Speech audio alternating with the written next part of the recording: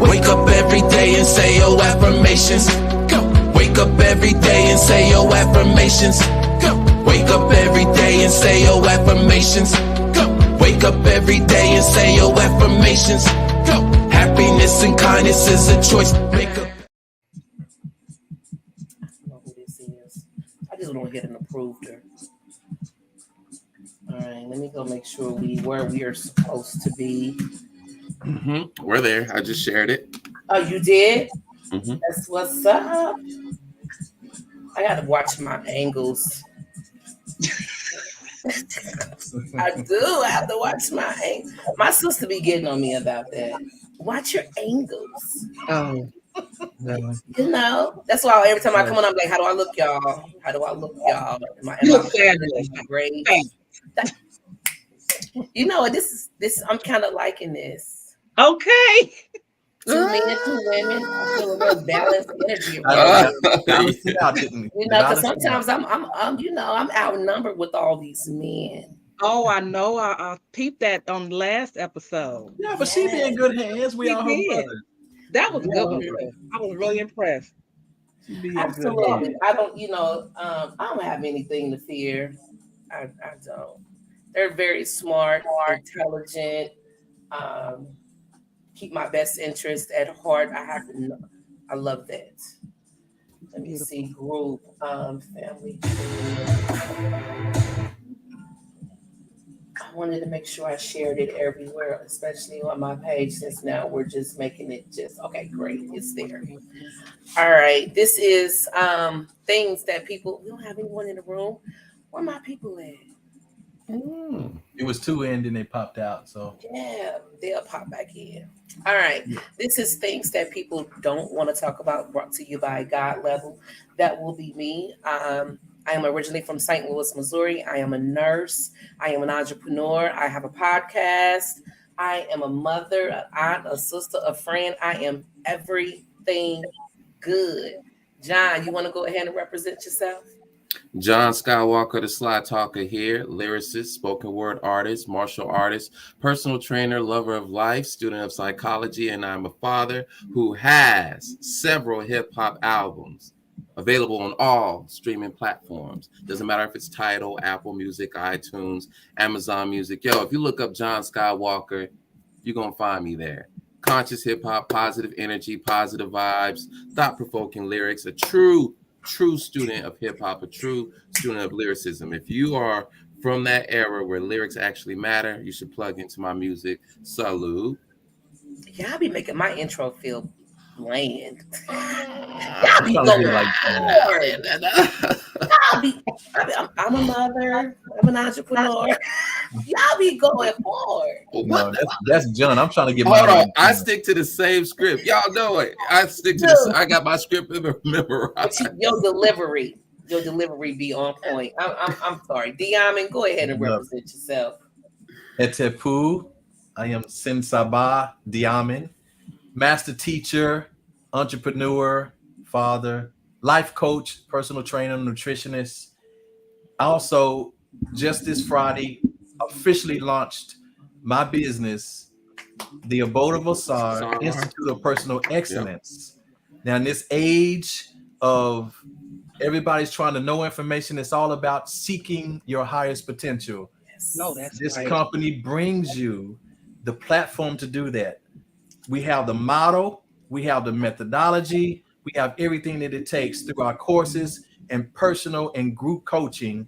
You will be able to reach those heights. So be on the lookout for my first course, and it will be free.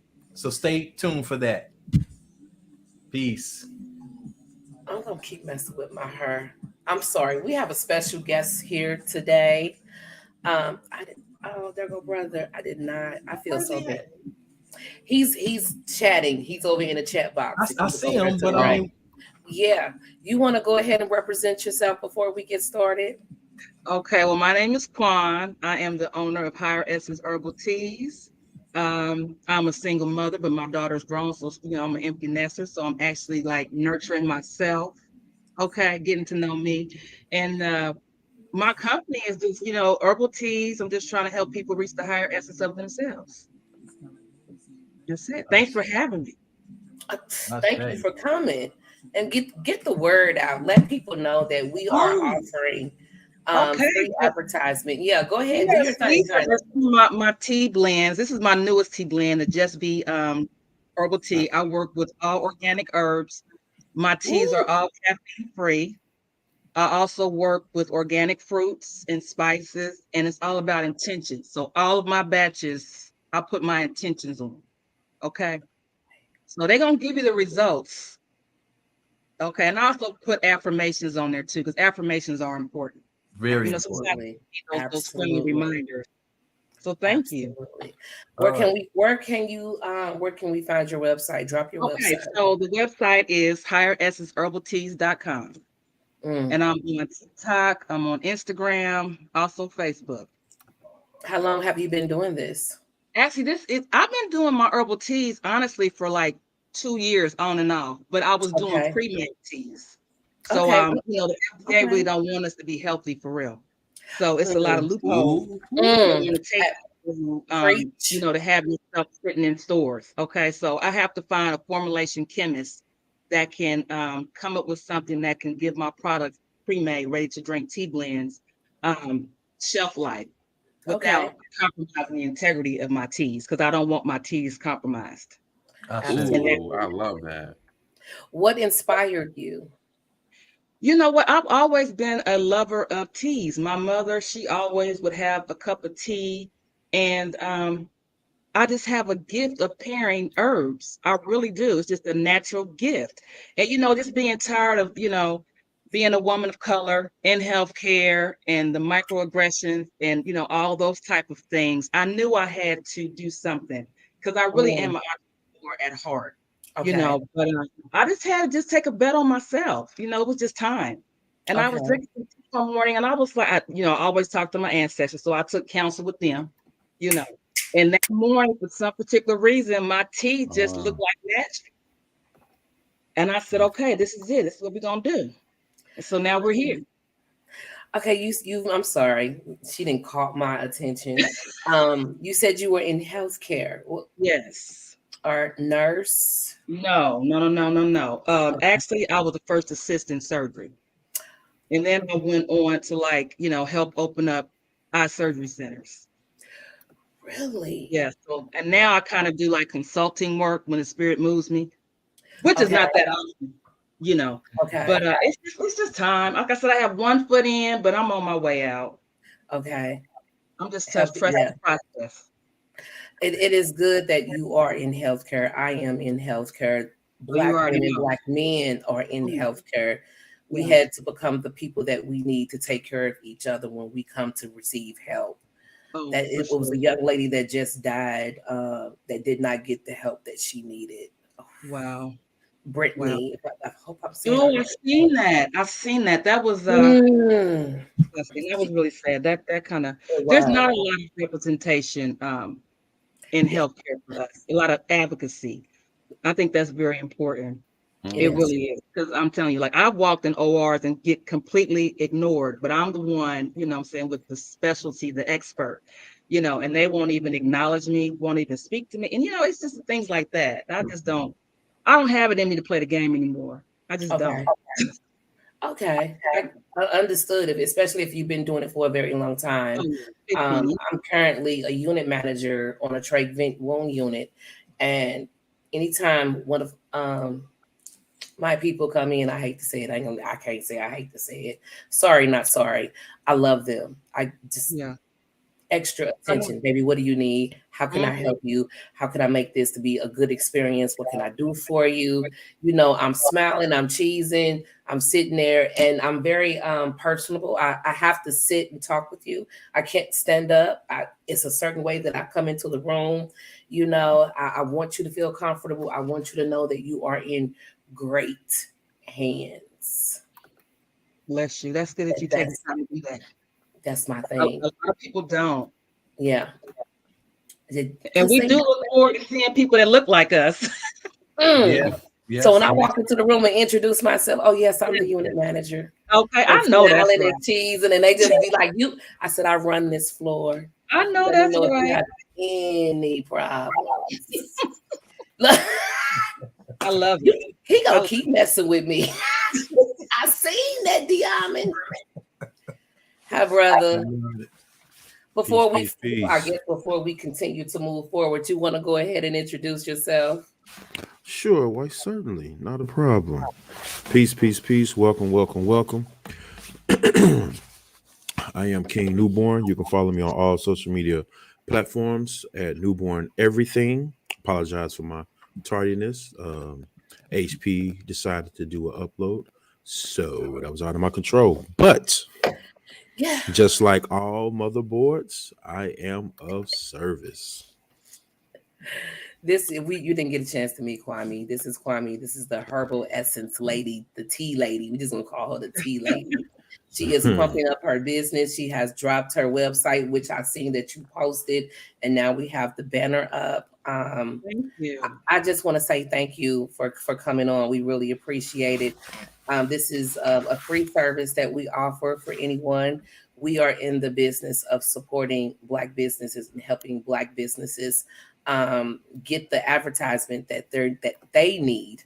The only thing that we ask in return is that you share the live. That's it. So the word can get out and more people can see it. It doesn't matter where you're located. Right now, all four of us is in 4 different states. I don't think, California, Georgia, Texas, Missouri. It doesn't matter where you're from. If you have a business and you want it pumped up, come on. We will give you the time to talk about your business or whatever services that you are supplying to the community. We are here, like my brother said, of service. So thank you again. Does anyone have anything they want to ask this lady? I got something I want to say Lady, real go quick, ahead. and then I got a small question. I would like to say first, we are of service to our community, but we mainly target our culture. Secondly, to the Queen, I would like to ask, what do you recommend that our culture take for mental awareness? Mental awareness. Well, I mean, I have a couple of different tea blends for that actually, but like my favorite is Nurturing Me tea. Okay, because it helps you tap into self. Okay, and it has helped me tap into my divine feminine. Oh, can you please clarify? Can you clarify your divine? My divine feminine. is Yes, really please. The essence of my presence, just being soft and nurturing to self, so that I could be soft and nurturing to my divine masculine. Whenever can you underline that again and help our community and as mainly our culture understand that divine feminine principle that you speak of? Yeah. Well, I mean, my divine, when I think of my divine feminine, I think of my true essence of self. And that's everything outside of things. You know what I mean? Like, nurturing me, making sure that I'm in a good mental space. I believe in movement. I like to move to get my energy flowing through the house. I like to feel very feminine. I like to live a soft life. And sometimes I have to, sometimes I have to for myself. I really do. So my Nurturing Tea blend actually helps me like tap into my creativity. It actually is a mood booster for me. It also makes me feel very sexual and desirable.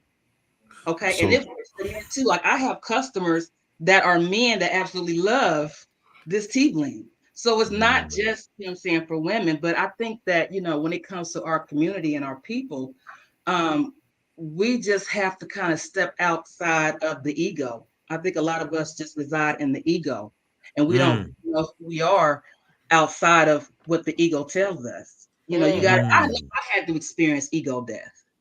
And with the ego death, I experienced life. You see what I'm saying?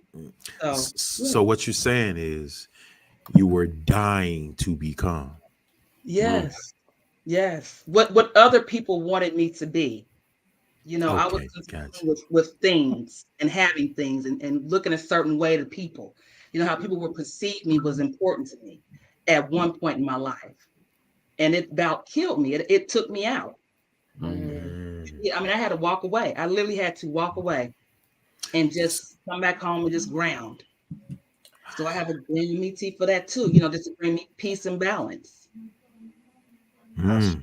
I totally understand exactly where you're coming from, especially the part where you said coming back home to ground. I'm back home Mm. right now and getting my footing. Oh my God, yes. Keep going. That soft life, I'm working on it. If it Oh wasn't yeah, for these three men right here, I would probably still be that aggressive, have that a lot of masculine energy. yeah. Just being on this show with them has taught me how to just fall back and just Mhm. stay in my feminine essence. I love it. It's a beautiful place to be. It is. You get a lot more it done. You get a lot more really is done. a beautiful place to be. You get a Well, lot more Queen, done. I would like to ask you. So Yes. this place that you speak of, as far as your feminine principle, do you find yourself having more power in your feminine principle than necessarily trying to put on a masculine trait? Yes, I do. I mean, I know I need the balance, but I do better when I'm in my divine feminine. When I am allowed to be that, I Yes. bask in it. I really do. Mhm. I don't want to be, super masculine. Like today, take for instance, here in Ohio, we had snow. I was so upset about the snow because I'm like, now I got to get out of my divine feminine and go out Mhm. here and shovel some snow. Now I've been drinking Mhm. my nurturing tea, you know what I'm saying, nurturing me tea all week because I've been trying to tap into my divine. But just knowing I had to go outside and shovel some snow just did something to me. But I did it. You know what I mean? Peace, peace. That's peace. That's Yeah. peace. Just for the record, can we get you to cite your website one time for the Yes. community? Yeah. So the website is higheressenceherbalteas.com. Ashe. Now, I mean, if King is done with you, I have a couple of questions. If Oh he's well, if he has, anytime the higher council steps in, I always bow down.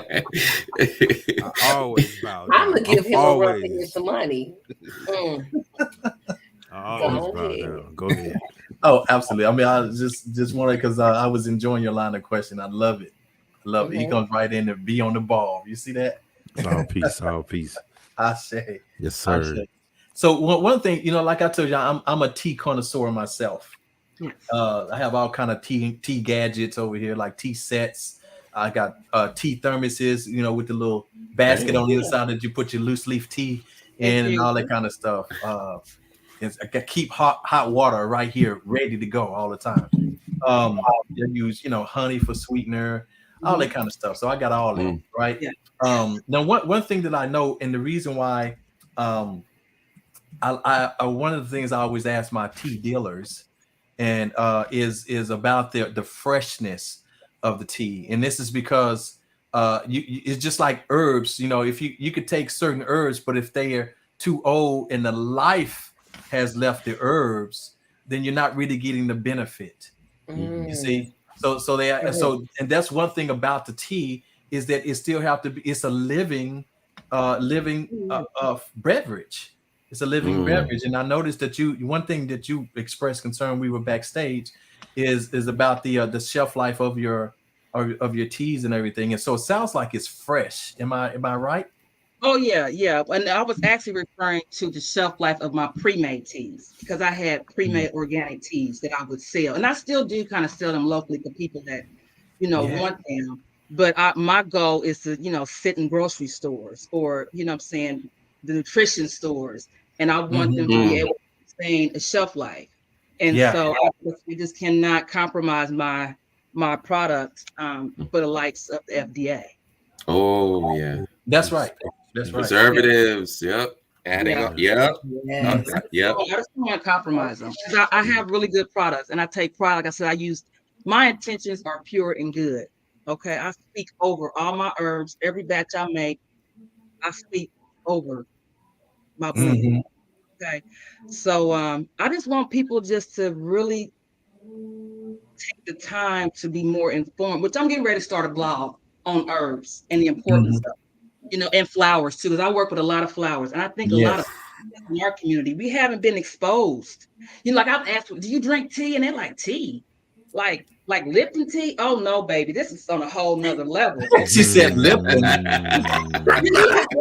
We here, see, we putting intentions on stuff. Like, no, this is something different. When I'm passing out my business card, like, please, check me out.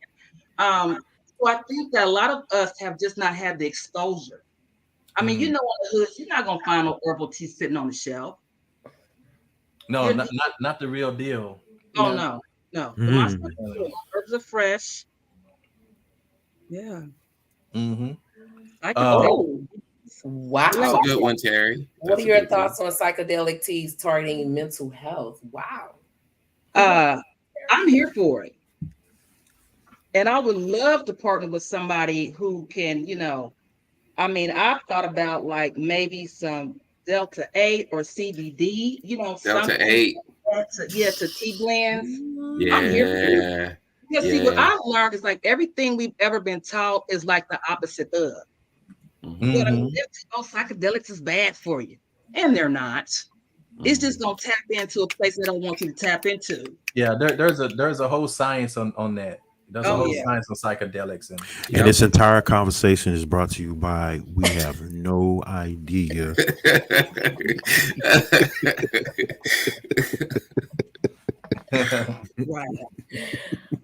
Right. Keep going. Keep going. Don't mind me. Don't mind me. No, but I'm here for it. And I'm a free willer. I feel like people should be able to do what they want to do as long as they're not hurting and harming, anybody. I think that people should be able to do what they want to do. And if you want to take a psychedelic to get through your day or to experience a new level of consciousness, why not do it? I'm here for it. Everything to keep us from the truth. Who is that? That's Terry. That's Terry. That's Terry. What's going on, Terry? Yeah. Well, I've actually walked people through. I've sat and held space for people on certain like ayahuasca, mushroom ceremonies, and things like that. Ayahuasca. I've actually just delved. One time I've delved into, and it wasn't too long. Just a few months ago, I did ayahuasca for the first time, and then just over a year ago in November, I did mushrooms for the first time, just to get the experience. And but my experience seems to be a little different than what a lot of other people what they say it is. Like, and it's because I'm an avid, meditator. I meditate a lot. Yeah, and I know how to meditate properly. So these things for me, they only took me to the same place my meditation did. For me. Sabadaman, what's your credentials again? Oh man, my credentials. Let me lay them down for you. Please do. Master teacher of African spiritual science, herbalist, nutritionist, physiologist, engineer, deep into the sciences. I actually have over 100 some students. I've been teaching a class of spiritual science, which includes the understanding of mind, neuroscience, and physiology, neurophysiology, and all these things. I've been teaching this class for going on 7 years now, and I have over 100 and some students in a certified course. So yeah, so those are my credentials for that. Of course, and I'm always an avid researcher. Always an avid researcher in it. So absolutely. And we got him. He belongs to us too. Yes, this is my family right here. Absolutely. Yes. Of service with the right information and the right knowledge and experience to back up everything. That's right. And then, trust me, I'll sit at the feet of shamans, initiated priests and priestesses. Some master teachers. And I've sat at the feet and done my work, and teaching right now, teaching a course on the discourse on Ma'at, the moral ideal in ancient Egypt, teaching a course on that every Sunday, as our ancient ancestors saw it and what the science behind that was, the science of the pyramids and all that stuff. So yeah, so this, trust me, it doesn't come. This is not rhetoric. Mm. It's not mere rhetoric. So Oh, yeah, we're gonna dive into that next month because we're doing Oh yeah. next month, Yeah. February, every Sunday, all black. yes, Well, all black yes. everything. So Every but I day. just want you to know you have a customer here, so I'll be ordering. All right. Thank you. Y'all Well, as need as a gift and a thank you for you guys, showcasing me on your platform, I want you all just to go to my site. Let me know which tea you'd like to have, and I'm gonna send it to you for free. Okay, that's how we're gonna do that. So let's come with the gift. Okay. Promo for Yeah, I a just let you promo. know. Okay. And that's no, but I really want you to try it and give me some feedback. You can read the reviews on my website, but that's just my thank you because you didn't have to do this, but you did. And see, this is the type of love I need. You know what I mean? I like the whole feel. When I checked it out last week, I think it was last week, and I was like, this is dope. Like they all got good energy. Like I just fell in love. Oh, you was Quan. Yes, Quan. Yes. Yes. Did you say you fell in love? I did. Y'all want to go back and read that message? My affirmations for this show. Yeah. Oh my God! Thank you. Yeah. That was confirmation. I remember. Y'all remember you were. She was one of our main Yeah. responders Yep. last week. Remember that? Yeah. I Yes, remember it that. was about karma, and I was like, I love this. Like, Yeah, I love yeah. it. Well, wait till we dive into what we got for today. Oh man. Oh yeah. You gonna hang out with us while Yeah, I we don't go? mind. All It'll right. be a I mean, do pleasure. you mind? I don't mind. Oh, and please, by all means, feel free to comment. Yes. Yes. Drop any type of jewels, Yes. gems you may have, experiences. Please join in. Yeah, you're a panelist today. You're a Okay. panelist. Hey. Mhm. I say, you want to kick us off, John? Ground me tea. That's what you want. I got it. I want ground me tea. Yes. And look, I didn't already pick Okay. out my tea. I don't know what y'all waiting on. Go ahead. John, the floor is yours, baby. I was actually gonna just say, hey, I mean, let's start talking about what this is. Let's get What to does it. death mean to you? What does it mean? Mm-hmm. Freedom. We had this conversation. That's crazy. Some of our great conversations we have are on these Zooms that we be doing. And Yeah, the powwows that we do during the week. Man, Yes. them powwows get deep. All I could do was listen for the most part. Like, what? I like to So, call yeah. them energy enlightenments. Yes. Yeah, that's beautiful. Energy So and Terry says that death is a transfer of energy. Ooh. Yes. All right, Okay. there we go. There Freedom. we go. It is, yeah. Because the Transfer question of was, energy. is it real? Mm-hmm. So, Well, let's. I mean, we can unpack that. I love it. You know. when you go there. Yes. Well, I'll wait. I can wait. You didn't already put it out there. Now let's unpack that. That's your quote. Let's unpack that. But I love it. Go ahead. Well, that's what all the Sabah in my institution we use that term. Let's unpack this. What was the name of it again? I'm sorry, we didn't catch that in the background. What was the name of it again? I said all the Sabah in my institution. Okay, I like that. It sounds Yeah. so good. Yeah. And Sabah is a word that means teacher. Mhm. Okay. Mm. And Sabai is the teacher in training. So Mhm. I have gone through the training phase. I am a recognized Sabah in my institution. Okay. They have demonstrated scholastic skills and deep understanding and the ability to articulate what is understood. So that's what the requirement is to be a certified Sabah in my institution. Peace, peace. Yeah. So so let's look at this. So we've talked about death being what we talked about as far as energy, the understanding of energy, right? Cannot be created nor destroyed. It moves from one form to the next, right? So here Terry says that death is a transfer of energy.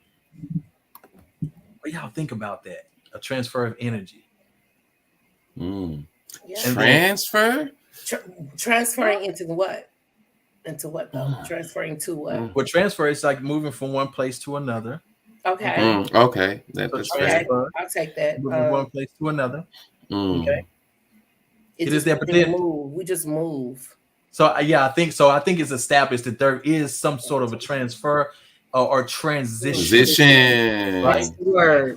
Transition, right? Transcendence. You know what? Amina. By the way, y'all, tonight I got the end. Yeah, just hearing these trans words. Yeah, we finna touch on that. real quick. Go ahead. He already Yep. warming up. Can't wait for that. Yeah. Amina, I got death it. is the opportunity / gateway for returning to my true essence, going back to the source. Returning. Mhm. Yeah. That's it. Mm. Opportunity. well, I like that. Okay, so when we talk about, because we talked about, we talk about death a lot in spiritual science. Mhm. We talk about Okay. what death is and everything, right? We've even today we talked about in my class earlier this morning, we were talking about in these terms, are we going back to the source?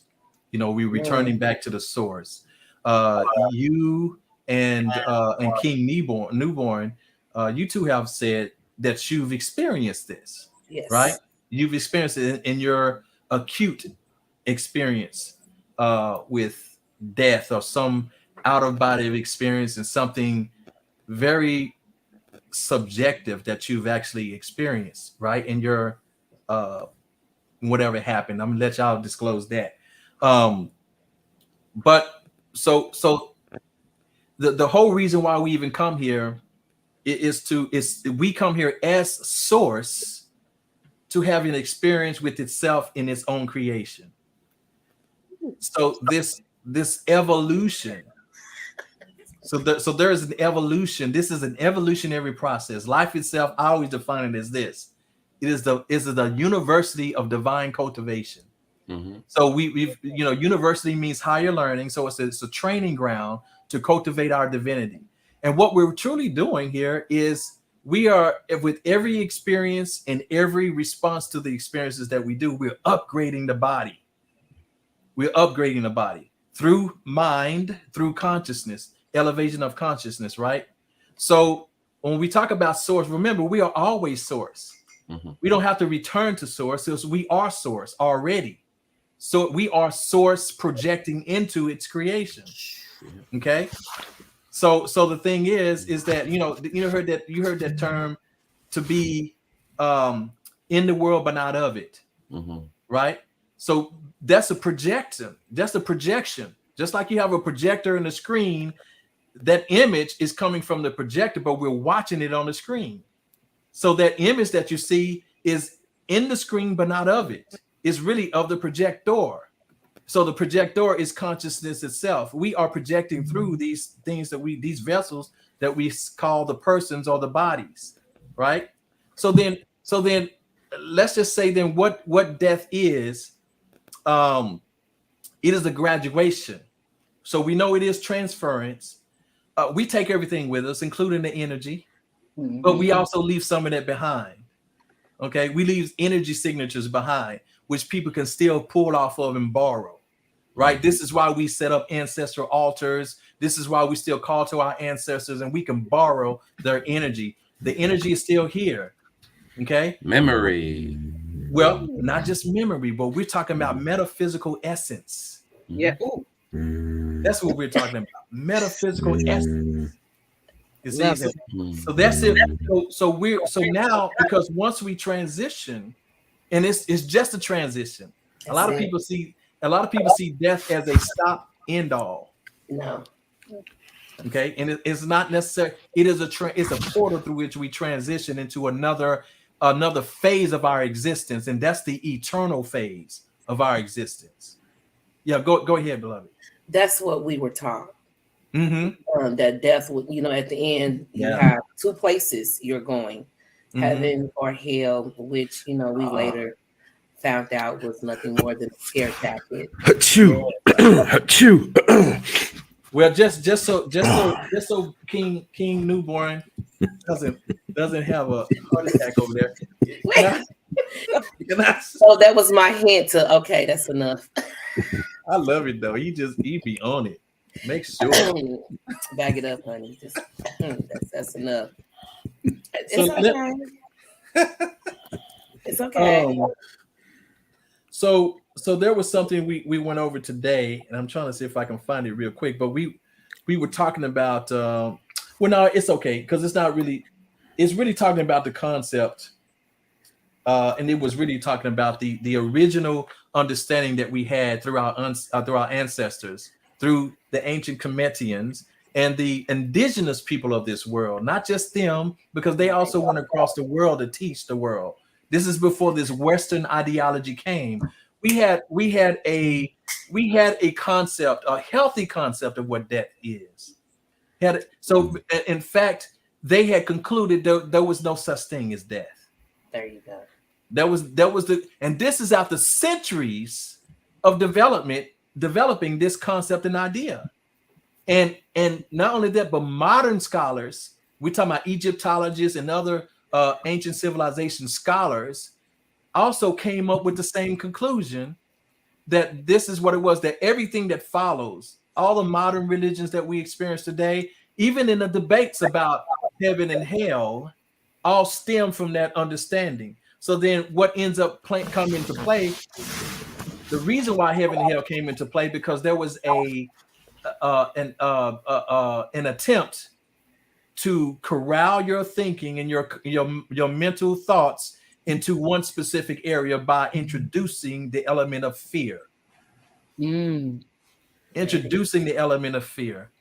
Okay, and so this is what, because for not just centuries, but we talking about millennia, that this whole concept of being afraid of death was not even existent.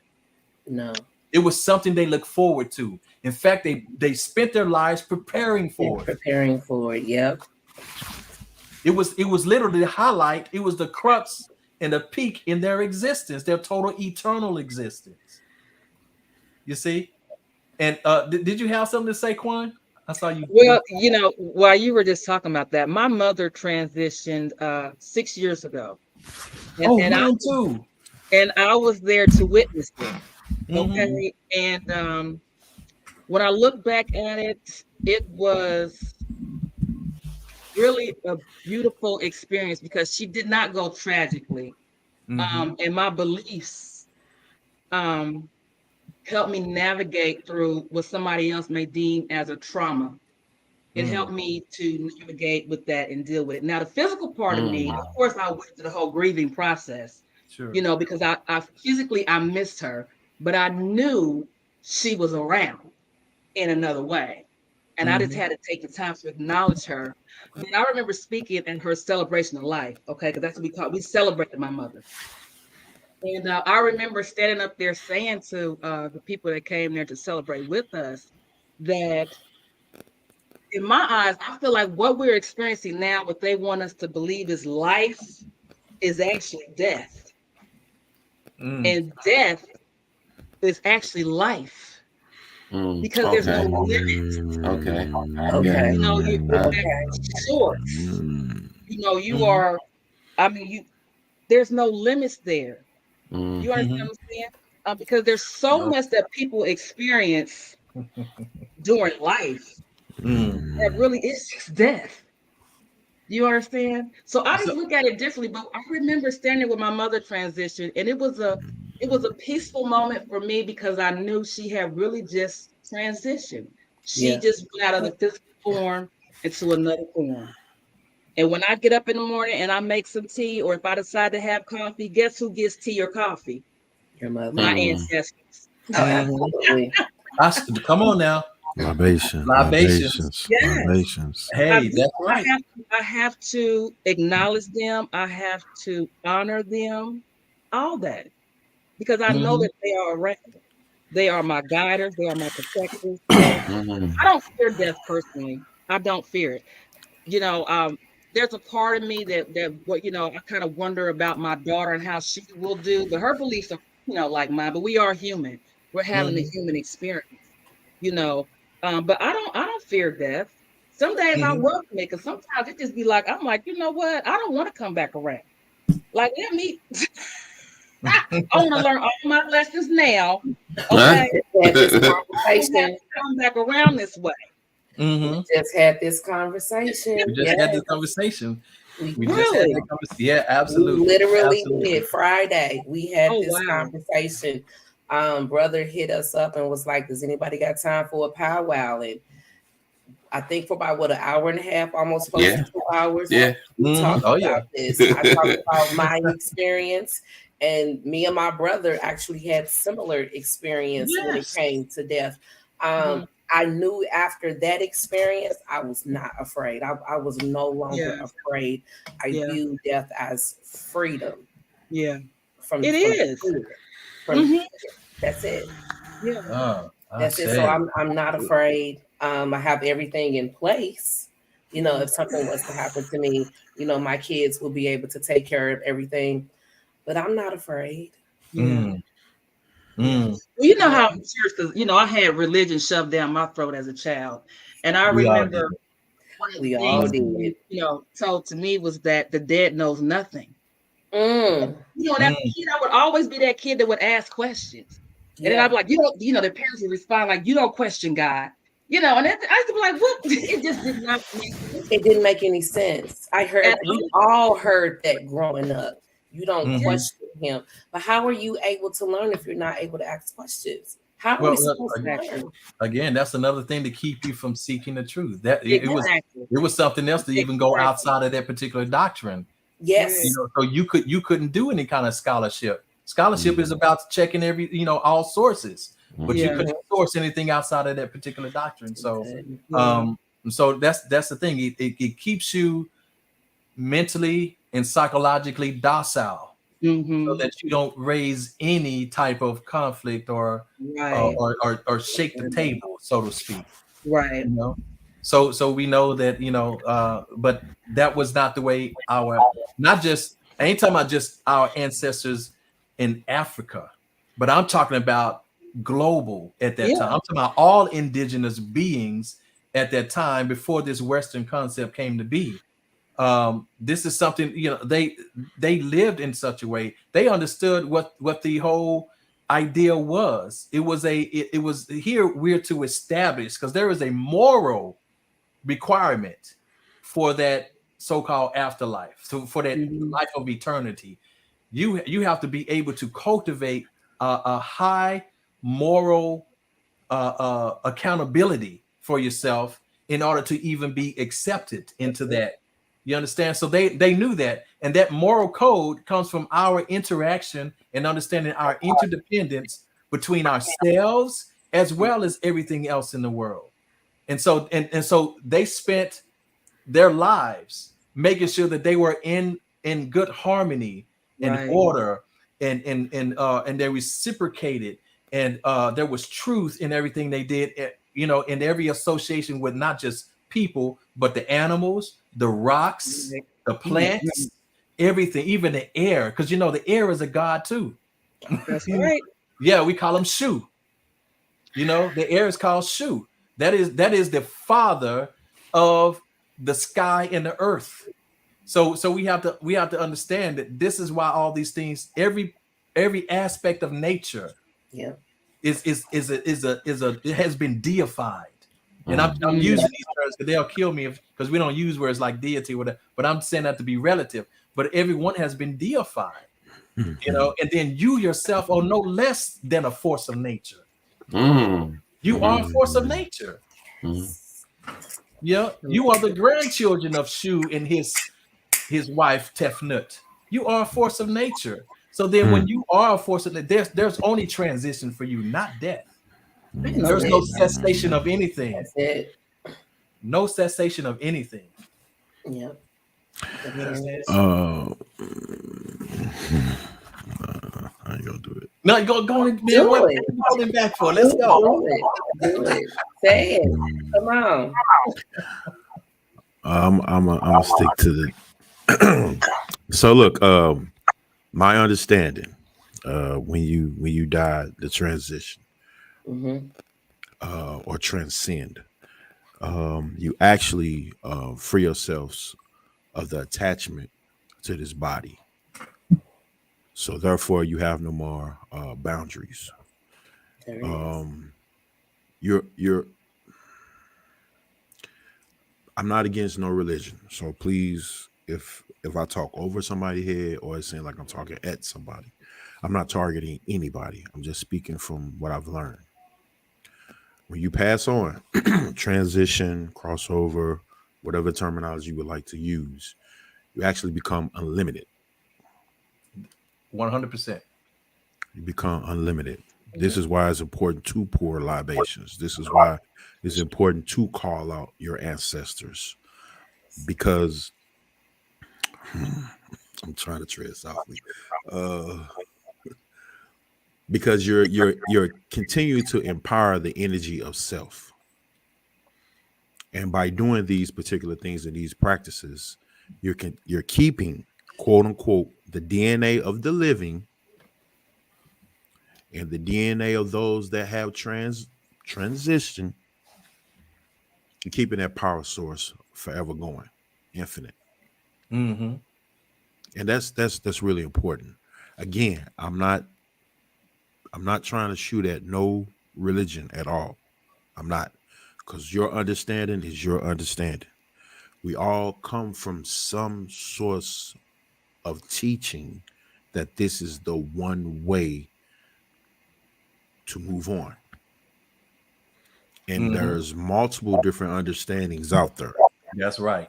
That's right. There And it is. if you depict each and every one of these, you will see a common denominator in each one of them. Mm-hmm.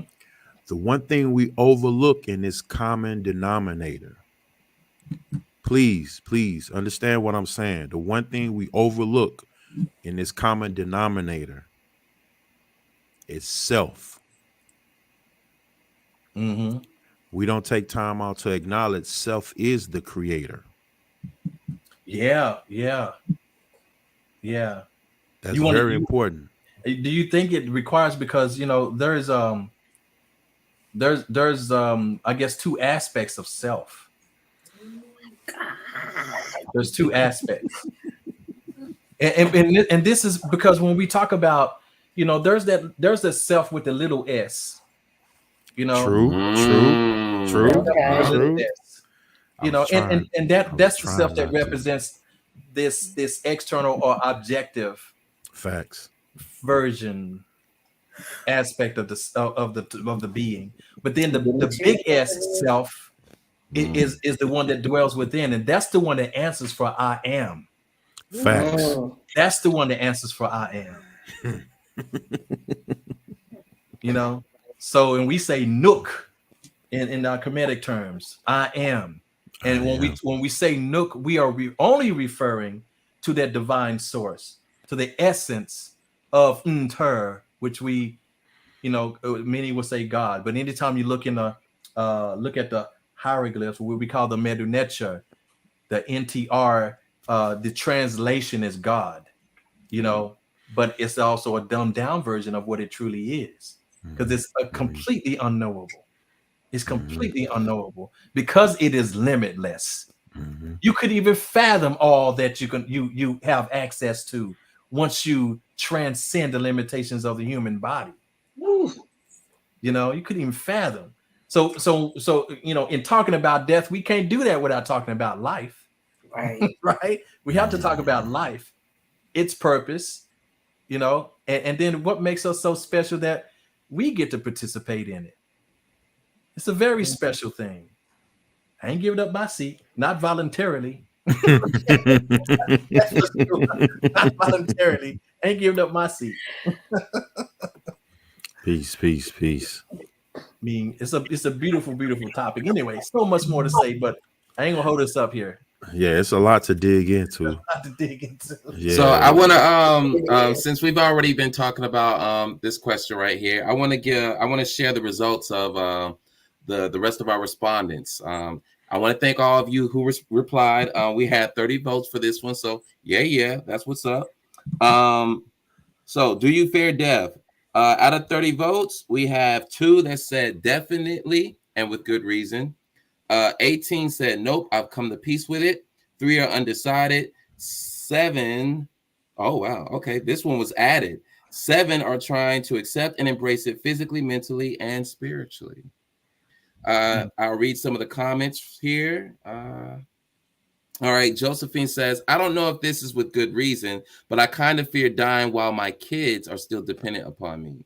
I don't want to leave them behind. I know one day I will depart this life, but I pray it will be after all of my children are out on their own and living sustainable lives.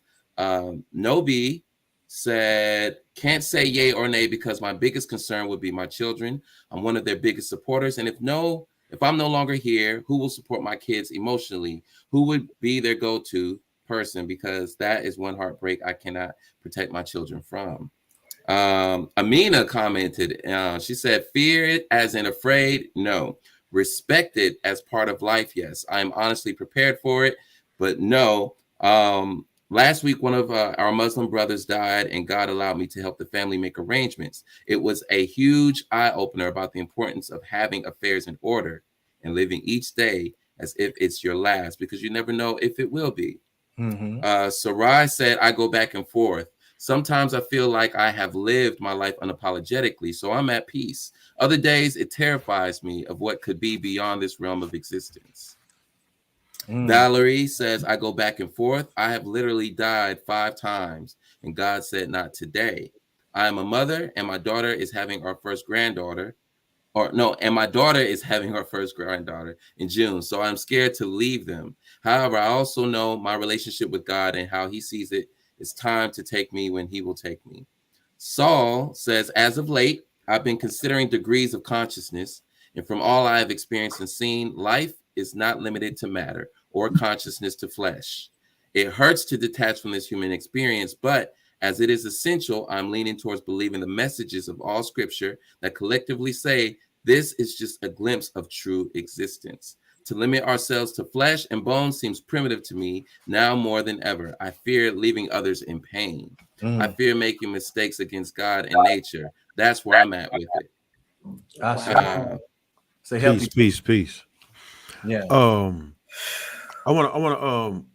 just want to drop something real quick. Shout out to Keith Hart and also Keith Jefferson. Both of those good upstanding brothers, a part of the Prince Hall Masonic family out of the 5th Missouri jurisdiction. Between both of those brothers, I have learned something that when it comes to death, we all have experienced the thought process of uncompletion, or we feel like we haven't done enough. And the thing is, the task that we are supposed to be doing, especially when we have children, for example, purpose, we're given life for which life was given to us from a physical standpoint. Secondly, from an ancestor standpoint, we were considered adults at the age of 13. You know how much teaching was poured into us from birth all the way up to 13 before entering the rite of passage, men and women. Brother Keith Hart had broke down to me, how much have I already given as far as knowledge, wisdom, and understanding to my children in case I pass away? Like, how much information do we really pass down? I'm not talking about attachment to things. Yeah. And this is no shot to nobody that leave comments, that is watching this or anything like that. I'm asking us because, like Sabbath Ahmed said, and I'm truly appreciative of him being Supreme Counsel for us. And the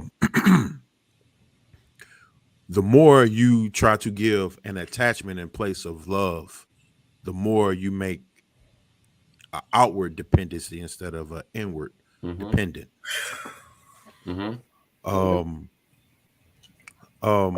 This can put us in a predicament, like you have certain people saying that's answering this question. You know, I would hate to pass on and leave my children behind because I don't think they're ready for the world.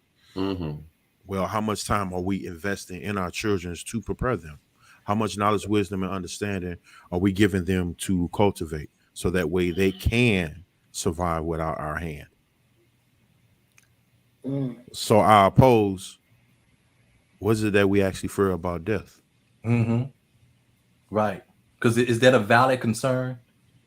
I mean, it's valid as a concern, but the concern itself is not valid. Bars. If that makes sense. Only because you have to understand, and I think this just comes back to the own concept of life. Now, if we all agree that, and I know some won't, when we say that we are literally the creator, coming into its own creation, having an experience with itself. Facts. Now, if we agree with that, then every child is already ready. Everyone is already, that's the creator. That's source. Facts. Facts. Facts. So that's why I say, is it a valid concern? And if that, but it's valid that it is a concern, but the concern itself is not valid. Now, the only reason why there would be a concern is if there is not an understanding of that truth, or if there's a different belief that we are only human, that we are, and that source is something outside of ourselves.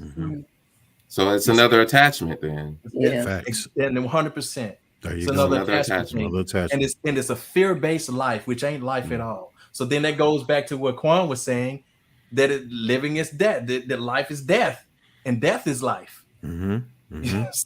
So I got it. Even while she was saying that, that's the absolute fact. I'm feeling that. But there, there's also in lieu of this fear, right? As we've been saying already, there's these beliefs that's shrouded around this fear, or perhaps it's this fear that produces more ideas and thoughts, right? Some people believe, again, this is belief, that death means non-existence. And you've existed, and therefore you're attached to your existence. And so if you have this belief that non-existence and death are the same thing, then logically it's going to infer that, all right, if I die, I don't exist. I'm afraid of that because I love to exist. I'm attached to my existence. Why would I want to not exist? I'm going to exercise all these, these ways of thinking, this ideology, my behaviors. I'm going to exercise all this stuff to prevent myself from dying. And again, this is about your legacy, right? So there's another belief, there's another attachment. What am I leaving behind? Right? What am I leaving behind? What is my legacy? I'm attached to my legacy. I'm attached to how people are going to remember me. I'm attached to that. Again, this could be legitimate. This could be legitimate because your legacy could be a very influential thing that helps changes the lives of others. So yeah, you leave behind a legacy as a means to give back to the society, to give back to the world. Right? The world has given me so much, so it's important for me to create this legacy so I can give everything back and more. Right? So attachments seems to be the root of our fear as it relates to death, but even more so with that fear is just the ignorance, the misunderstanding. It makes it difficult to accept when you don't understand it, and you're not even trying to deduce it. You're not trying to sit with it. You're not trying to think about it. You're not trying to meditate on it. You're not trying to contemplate. You're not trying to research it. You just accept that it's there, and that's it. It just stops there. It's a fact, right? It's a fact, but that's just in your brain. It's like saying the sky is blue. You don't have any feeling about it. There's almost no sense of seriousness about it. Because at a very basic level, a lot of us believe from a day to day, even though we say this, now we say we could die at any moment. We can die any day. Oh, here's a favorite. Tomorrow's not promised, right? Do it today. Right. Right. So even though we say these things, we also believe, right? Even though we say, hey, we could die tomorrow, it's almost like we don't believe it. Because a lot of the times we move as if we're not going to die. Some of us move as if we're immortal in the flesh. In the flesh, I mean, as if this can't die, as if this is indestructible. Some of us do that. There's some of us out there like that. Shouts out to y'all that do that. Right? But the question is that a problem? It's not. I want to say why it's not, because from the time that you were born, you had no limitations pretty much on learning and having an experience. it has been up to us as parents to bring down the devalue of consciousness of a child. And that's by constantly saying, no, don't do this, stop, don't do that, don't do this, don't do that. So we're not even allowed from the time we're born, growing up, to experience life, which again, like Sabadama said, that's what we came here for. Yeah. An expression of consciousness to experience things. And you also have to keep in mind that our elders didn't have this information that we have today. So they was only doing what they were taught. So, oh, you mean our recent era? Our recent, yeah. Our recent. Sorry. I'm gonna say, wait, hold up. Yeah, I'm sorry. Let me correct myself. Recent, yeah. Yeah, the When we past talk few about generations. Yeah. That past few generations, yeah. So a couple of things. So first, trying to think. So the concept of us Oh, I like this question, John. moving into or living life as if tomorrow's guaranteed. Mm-hmm. Now, you ever seen somebody try to struggle to open up a pickle jar? This might have happened to you before. It has. I was just thinking that, yeah, you're struggling to open up because still in your mind, this is hard to open, you're saying. But that one moment that you let that idea go, you say, man, I'm giving up. And as soon as you say I'm giving up, it pops open. Yeah. So I want you to understand the power of the mind. Because there's an aspect to where if we live in fear of dying before tomorrow, that could actually initiate a premature death. See, rather than living free and abundant. Now, remember when we think about this, like we're moving. Remember the energies that we're putting out just by thoughts. Like, oh, tomorrow I'm gonna get up and I'm gonna make me a peanut butter and jelly sandwich. Go down to the aquarium. So we're already planning out each day, like we're guaranteed it. Right. And for a lot of times it happens. You know, for the most part, it happens. We don't know when that great getting up morning is going to come. To quote Morgan Freeman, we don't know when the great getting up morning is. He did that on Glory. I remember that on Glory. But I love you too. I see you. God, yeah, there you go. Yeah. You see that? You're calling me out. Okay. I know. But the thing is that but we can't be living such a frigid and frail life, because if you do that, then you've been dead the whole time. You've been dead the whole time. That's not living. You know, that's literally trying to survive one day to the next. One day to the next. So we understand that there's a difference between surviving and thriving. Yes. There's a difference between the two, right? So in that literally starts at the mindset. It starts at the mindset, So that's one thing. So, and again, I'm just giving my views on what I think about when people say that, and all this YOLO, you only live once, and so forth. That one. This kind of thing, the whole thing is that you don't know if that's true or not. But I want you to think about this. Did you exist before you start living, before you got life? Were you in existence? Now, I remember thinking about this as a boy. I couldn't fathom not existing. Like something didn't make sense to me. And this is as a little boy, before I got piled on with all this other stuff that made me think like, But I was thinking like, I can't imagine not existing. Yeah. And the fact is, we existed before we took on life. So that means that not even death can stop our existence.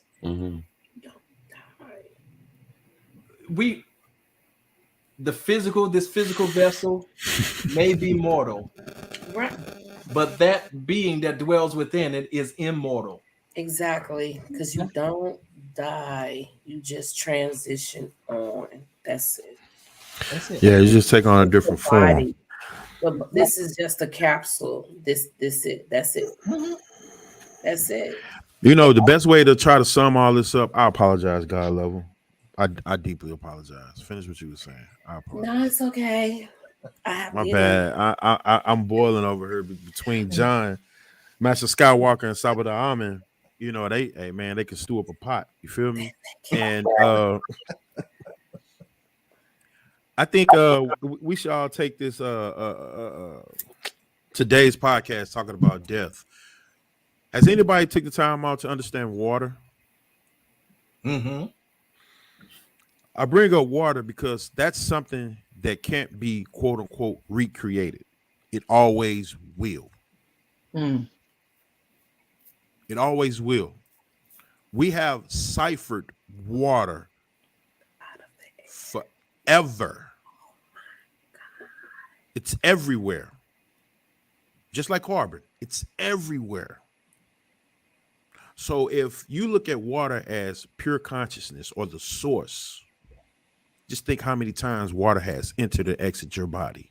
And it's the same thing over and over and over and over and over. Mm-hmm. Look at water. Water takes on the shape of whatever you put it in. But once water leaves that shape, it has no boundaries.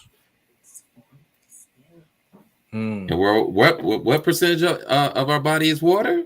Anywhere from 70 to 75. Ow. And I should know that. That is sad. But I'm just saying, just really, you know, I'm gonna digress. I'm gonna leave. Nah, keep going. Can I piggyback on that for a little bit? That's why I digress. I'm sorry. Before you start, please. The number is posted.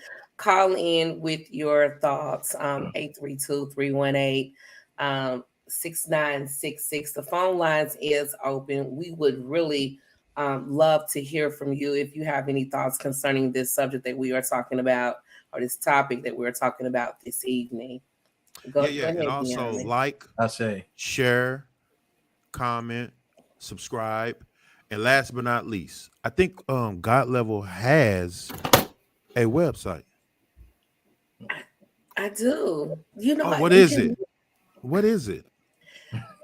We can do it at the end. I'm sorry. GodLevel1.com. GodLevel1.com. Because it ain't nothing like the present God Level time. head comes in 4 different colors: blue and gold, red and gold, black and gold, white and black. John is actually wearing one right now. Peace. Check it out. Yes, get on your God level. Facts. Love it. Saba.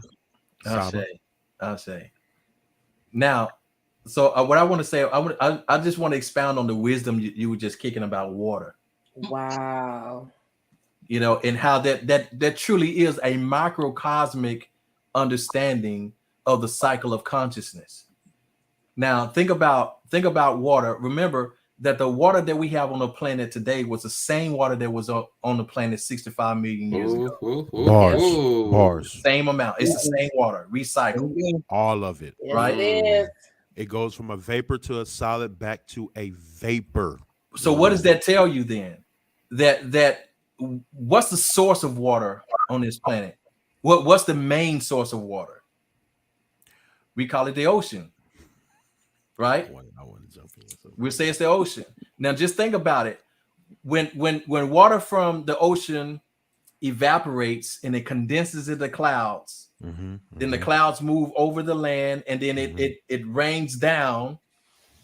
You know, precipitation rains down on top of mountain peaks and so forth. And then the water runs down via streams, rivers, gets into ponds and lakes. So now we're talking about different paths, but all of it, even some of that water, gets drank by us and by other living beings. 100% of that water makes its way back to the ocean eventually. Even the water that you drink. So it's the same thing with consciousness. So no matter what direction or what path we take, and whether it's a religious path, a set of beliefs or what have you, Some beliefs leaves us in a stagnant body of water, and it's a little bit harder to come out of. But we just gotta wait. If as long as our mindset gets, allows us to wait. Some of us have a direct path like streams and rivers that goes right back to the ocean. Some of us have lakes and so forth, right? But no matter what, every bit of that consciousness makes it back to source, makes it back to its home. Now, its home itself, where we originated, was described by our ancestors as we called it Nun or Nu. And it was primordial watery abyss. It was where everything existed in resonant frequency, to where, I mean, there was no differentiation between the masculine and feminine. They were one. They were one.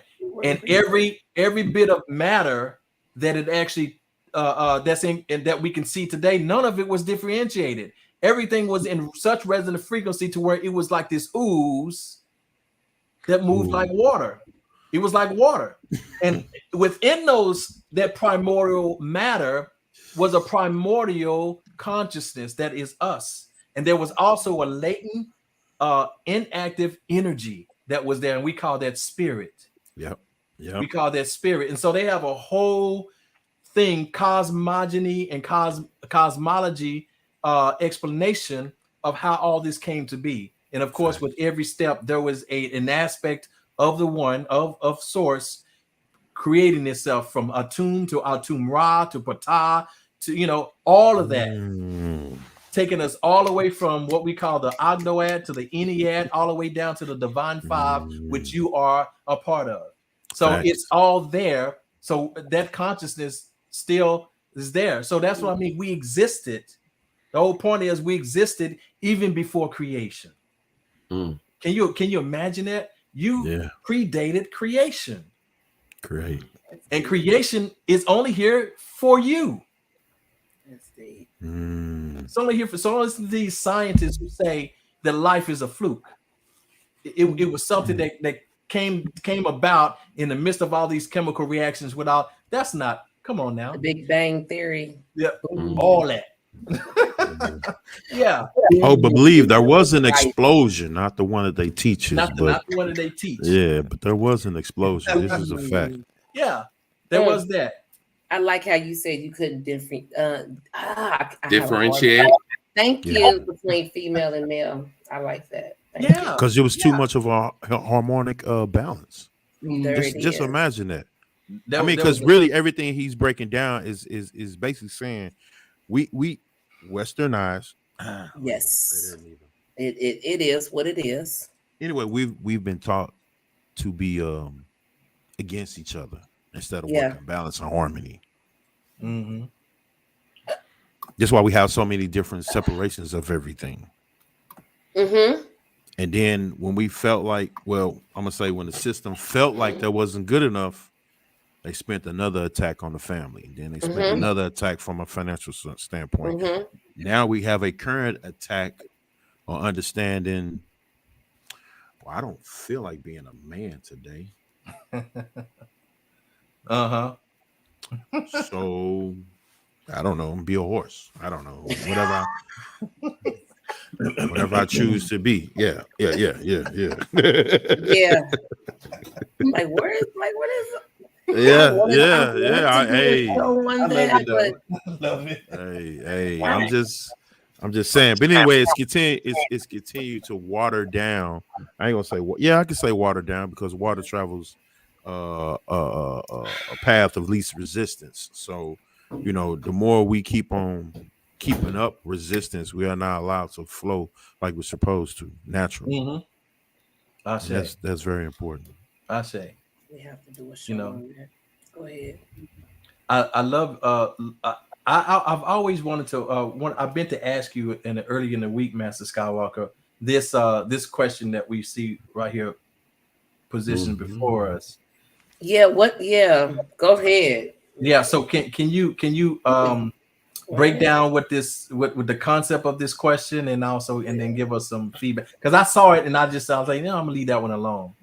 Yeah. It's very it's quite expansive. A lot of this was inspired by last week's discussion question, which was karma, and it really has some strong implications as it relates to death, right? So a lot of people kind of we have some, I guess, somewhat legitimate gripes about the way that life tends to move, right? So we look at people, let's just say, for example, Nipsey Hussle, right?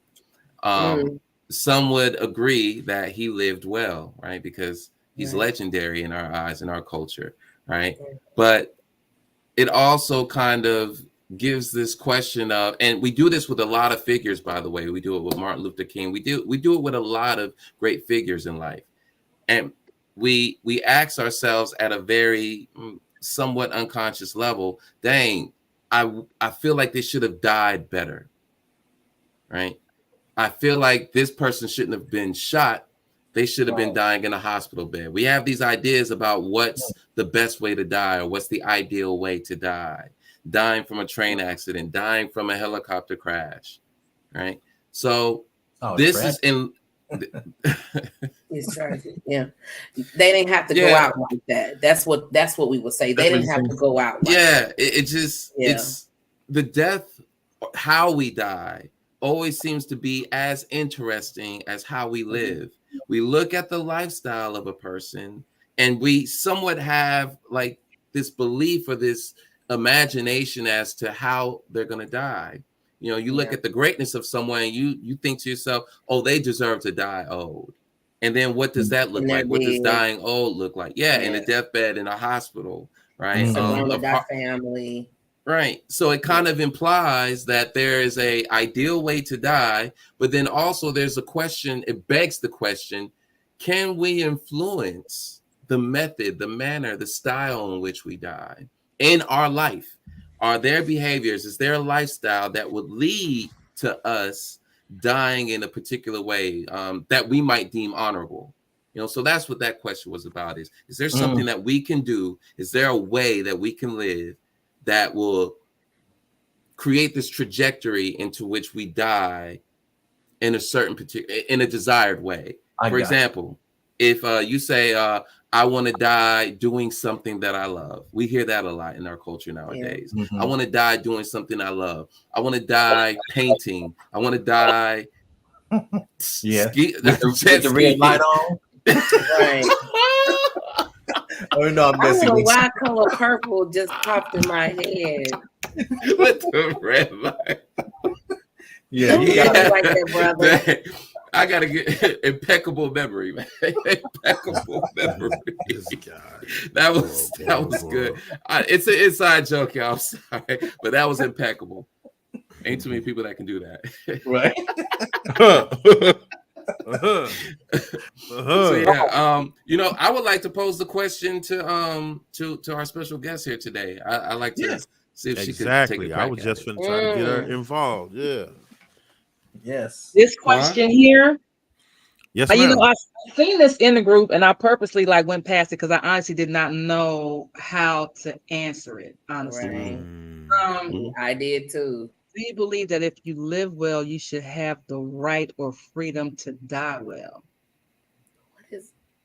That's I don't know. That's a sticky one for me.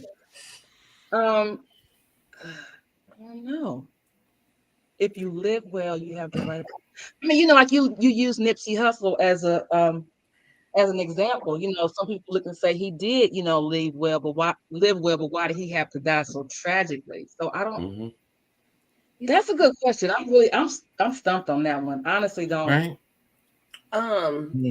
We talked about this during our powwow. You don't have for the most part, you have no say. Wait a minute. I'm sorry. Go ahead. No. I said, go ahead. For the most part, you have no say because tragic shit happens all the time. Okay, that takes it out of your hands. But if you are, if you are sick, you have that option to Heal. transition on your own. Um, and then yeah, you would think that someone that lived well shouldn't die like that, but at the end, do we really have a say so besides Ah. the terminally ill Mhm. that will seek out? We brought up his name out, and it's the right to die state in Iowa or Idaho. Unless you're terminally ill, yeah, or but for the most part, you really don't. You can't. You don't have a say so in that. I don't know. Like, I think when you say die well, I mean, I think, everybody's definition of that may vary, because Yeah, naturally. To me. Because in my mind, if I'm gonna die well, I'm gonna die in Mexico on the beach. Okay, eating the skin, a cup of tea in my hands. That will be dying well to you. Yeah, I mean, I Yeah. think that's an individual. Like, I don't know. That's a good question, though. But here's another reason why I posed the question, right? So you just gave an example of what I meant. That's exactly it, right? So I want you to really imagine your time here on earth. You've really served this planet. You've served the community to the best of your ability. You've healed to the best of your ability, right? And it's like, I don't know, it's you're 78, you're 92. And just imagine if we were in a culture where that was a possibility, right? To where, you've judged yourself so well to be like, you know what, I've lived a great life. I deserve to go out like this. And then that there was some sort of cultural or social service that provided that for you. And no, nothing too far-fetched even, right? That to what we're doing right now. Right. And that's why I was on, we talked about this, right? What was it? The distinction between assisted suicide and it was assisted death, I guess. I don't think we gave it an official term. We were talking about It went is through called- terminal illness, like if you had a Right. terminal Yeah. illness Dr. Kevorkian, versus, right? We mentioned that. versus one yeah. that wanted to end your life. Yeah. Right. So Terminal illness, yeah. So it's even in the same vein as that, right? Again, if your family, your tribe, your community, right, you bear witness to your life. You say, all right, I'm getting close to this space where I've lived this amount of years. I'm ready to just transition. And having that decision, that conscious decision, that power to say, this is how I'm going to die. No other influence from the environment has imposed upon me death. And so I'm just going to serve it to myself. I'm going to choose, right? And that sounds very luxurious too when you think about it. It sounds like a luxury. But we all have we have the ability to do that.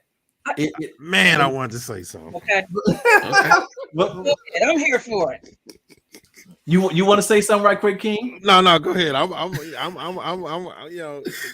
man. Okay, so look. I'm gonna say it. Okay, so look. Go ahead. If you break down that whole entire question, you just and started from freedom to die, comma. Well, okay, listen to what I just said. Start at where it says freedom to die. Put a comma, then say well. That's every day you exist. You're not guaranteed tomorrow. How many of us hold that true understanding that I only have now? I only have right now to make the proper decisions, choices, and executions. How many of us understand it? Because tomorrow, how everyone look at it, tomorrow's not promised. How I'm going to die is not promised. When I'm going to die is not promised. All I have is right now. I have this moment right now to use my knowledge, wisdom, understanding to cultivate my life. I only have right now. And if you only have right now, ask yourself, how you really living then? Good point. How you really live? I mean, because technically you are dying to live. So how are you living then? The opposite of being born is death. So this is guaranteed. That is a guarantee you got without a warrant, but it's guaranteed. Mhm. You just don't know when, where, or how. So how Mhm. are you living right now? Are you living at your full understanding? Are you Okay. in your I am? Are you? Are you in your I am? Are you in your true creation? Mhm. I'm just saying, So, oh, go ahead. Go ahead. so I want to. That was a great lead into what I wanted to say. Mm, Great lead in. The way that the way that our ancestors saw it, you know, they left behind these autobiographies that became more like eulogies to be read at their funerals, the funerary ceremonies, that one would speak their good deeds that they had recorded throughout their life. So they're choosing. This is how they chose to die well, okay? Because but this is how they defined how they lived well as well. But it wasn't about what they did, like a Nipsey Hussle. It wasn't about the legacy that they left necessarily in that aspect, but it was how they served the world, as Master Skywalker was saying. But listen to this. Let me read this, and then you guys can give me heads up. But this is something that Spiegel, who was also a scholar on ancient civilizations, but this is what he said of the what he was talking about as far as the Kemetic literature. He said the essence of this idea lies in the thought that each deceased person had to appear in the next world before a court in order to give an account there of his past life, and that the result of the trial determines his place in the next world. The standard by which life is measured there, that is the essential factor, is an ethical norm.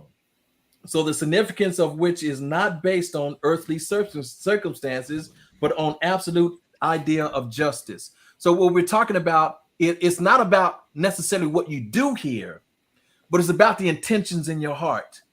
It's about the intent. It's about the intentions in your heart. So this is how this is how they define how they lived well. Okay, so they made sure that by living well, I am securing a death that's worthy of the way I lived. And it's not about how you die, but it's about the state of your soul when you do die. Is it honorable? See? That's right. So Driotin, another scholar, he also pointed to the eternity of the idea of justice in this concept, and argued that the concept of judgment was rooted in a long identifiable moral tradition. Certainly the central ethical norm. Hold on, my dog is barking because my girl is coming in. But the central ethical norm here is ma'at. Give me 1 second. Let me let the dog out so she can be quiet. Get out of here. So certainly the central ethical norm here is ma'at. Now, when we talk about ma'at, we're talking about a set of standard norms given to us automatically by source. And so we come here to understand what these norms are, to satisfy 7 cardinal principles, and of which harmony, order, justice, reciprocity, propriety, and so forth is all part of that, right? And truth and justice, right? So being all of this, making sure that you are bringing this and understanding that in all of your connections throughout your life. So this is how you define your living well. Okay. Now it says that whoever fills himself with it is worthy of the next world as well as worthy of this world. Thus, Ma'at creates for humans not only a place in the social memory of the group, but also in the other world, in the world of the gods or the Netzeru. So this is what they define as a to dying well, knowing that you have lived well. That assures that you have died well. You see, okay. So it's not about how you die, but it's about that transitionary period, because they all believed in some way. Every spiritual system in every religion also believed that there was a moment of judgment that was going to happen. You see, and it's in that moment. And see, in the Kemetic tradition, we understand that is just us judging ourselves. It's Facts. our consciousness. Each Neteru represents an aspect of our own consciousness, because that's one thing we cannot lie to, right? We can't lie to ourselves. There were 12 of them seated, just like it is in the court. There were 12 of them seated, different aspects of it. And then this is how we die well. Will my heart speak against me?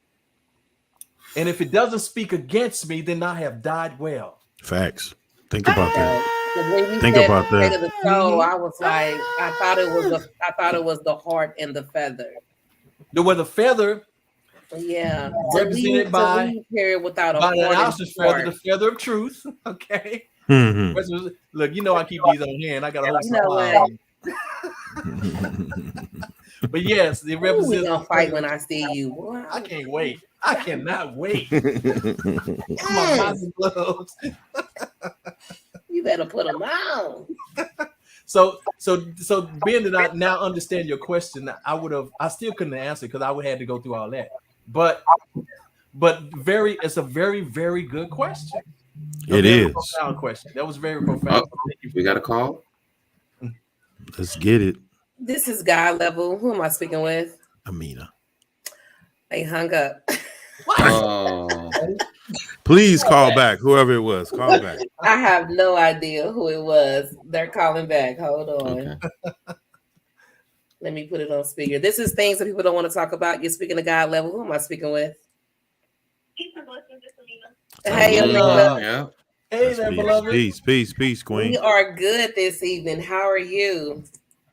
I'm doing well. I'm kind of being able to pour into the lives of some youth and networking some agencies that are youth serving as well. Because I'm floating on the high right now. Okay, beautiful. But with that aside, I'm thoroughly enjoying the show as usual, and I'm really grateful for Brother Saba Diamond being able to give his deep dive into the whole idea of dying, which is basically a little will, and I share that same concept in my faith, and I love that other people, like other choices of whatever code or ethics or morality or spirituality that we choose to live by, that we all can be in a safe space here, even though we have diverse and different levels of understanding. And like Brother King Newborn was saying earlier, like, it's nothing against anybody else's beliefs, because we understand that everybody understands from the level that they understand, and that's their choice. And everybody's exercising free will in choosing to believe whatever it is that they choose to believe. But that analogy that is in the metaphor of everything being like water, and Brother Diamond breaking it down and saying, like, there's only really one source of water. But when we look at how everything returns back to that source, we got all these different areas and ways that the water is traveling back to the source. And we are absolutely like that. So for my belief, I do that. I pray in my prayers daily, because I believe one day I'm going to cross the Sirat Mustaqim. So the straight path, or what I want to be the straight path to me returning. And I want it to be a swift transition for me. And so I know that in order for me to be able to be ready for that journey, I have to utilize today. So like Brother King Newborn was saying, like, all we have is the now. Until we don't have the now, recognize it's the now that we know. And so Bars. absolutely made possible by us, living will. But when John first posed the question, the person that came to my mind was Kobe, right? Because you hear like people always like so shocked by Kobe's transition. Yeah. And then they was like, oh, and he died with his daughter. And it's like, oh, some people was like, oh, that was his favorite daughter, and they got a chance to die together, but then he leaves the others behind, and this is just. And so I firmly believe that when it comes to death is something that is presented, and honestly, there have been people who have had near-death experiences, or they've actually experienced death, but they didn't succumb to it in that moment because their will to live trumps the what was written for them. And so it's like they overrode. Is that the right word? They were Override. Override. What would have been the end. Yeah, they were overriding what would have been that end. And so earlier when y'all started talking, you were saying that we don't really have a choice, and then King Newborn was like, yeah, you know it. I do believe that there's an ultimate will, right? That we all contribute to, that we all are in adherence with. And then you have your individual will. And some people's individual wills aren't strong enough to come into alignment. And so I think sometimes when we see people who we feel like, oh, their demise was a little earlier than what we expected, we have written in our minds that they would have had a greater will to live, and that would have, caused them to be able to push through getting shot, and they would have supposed to have a miracle or testimony and came back, the cancer was supposed to overtake them or whatever the case may be. So in our minds, those of us who are left behind, sometimes we judge and perceive that they didn't have a good death. But at the end of the day, I firmly believe that nobody can die until they submit their will to the overall will. Like, death is not just going to be something that is just given completely unexpectedly. Like, I feel like there is a process of death comes to us, and we have to, in that moment, choose, do we have that will to live? Do we really want more of a chance? And if we do, then we can overwrite that opportunity. Those are the people who have these stories of near-death experiences. Otherwise, then everybody ends up submitting their will and accepting their fate, which is, okay, this is my time, and they transition.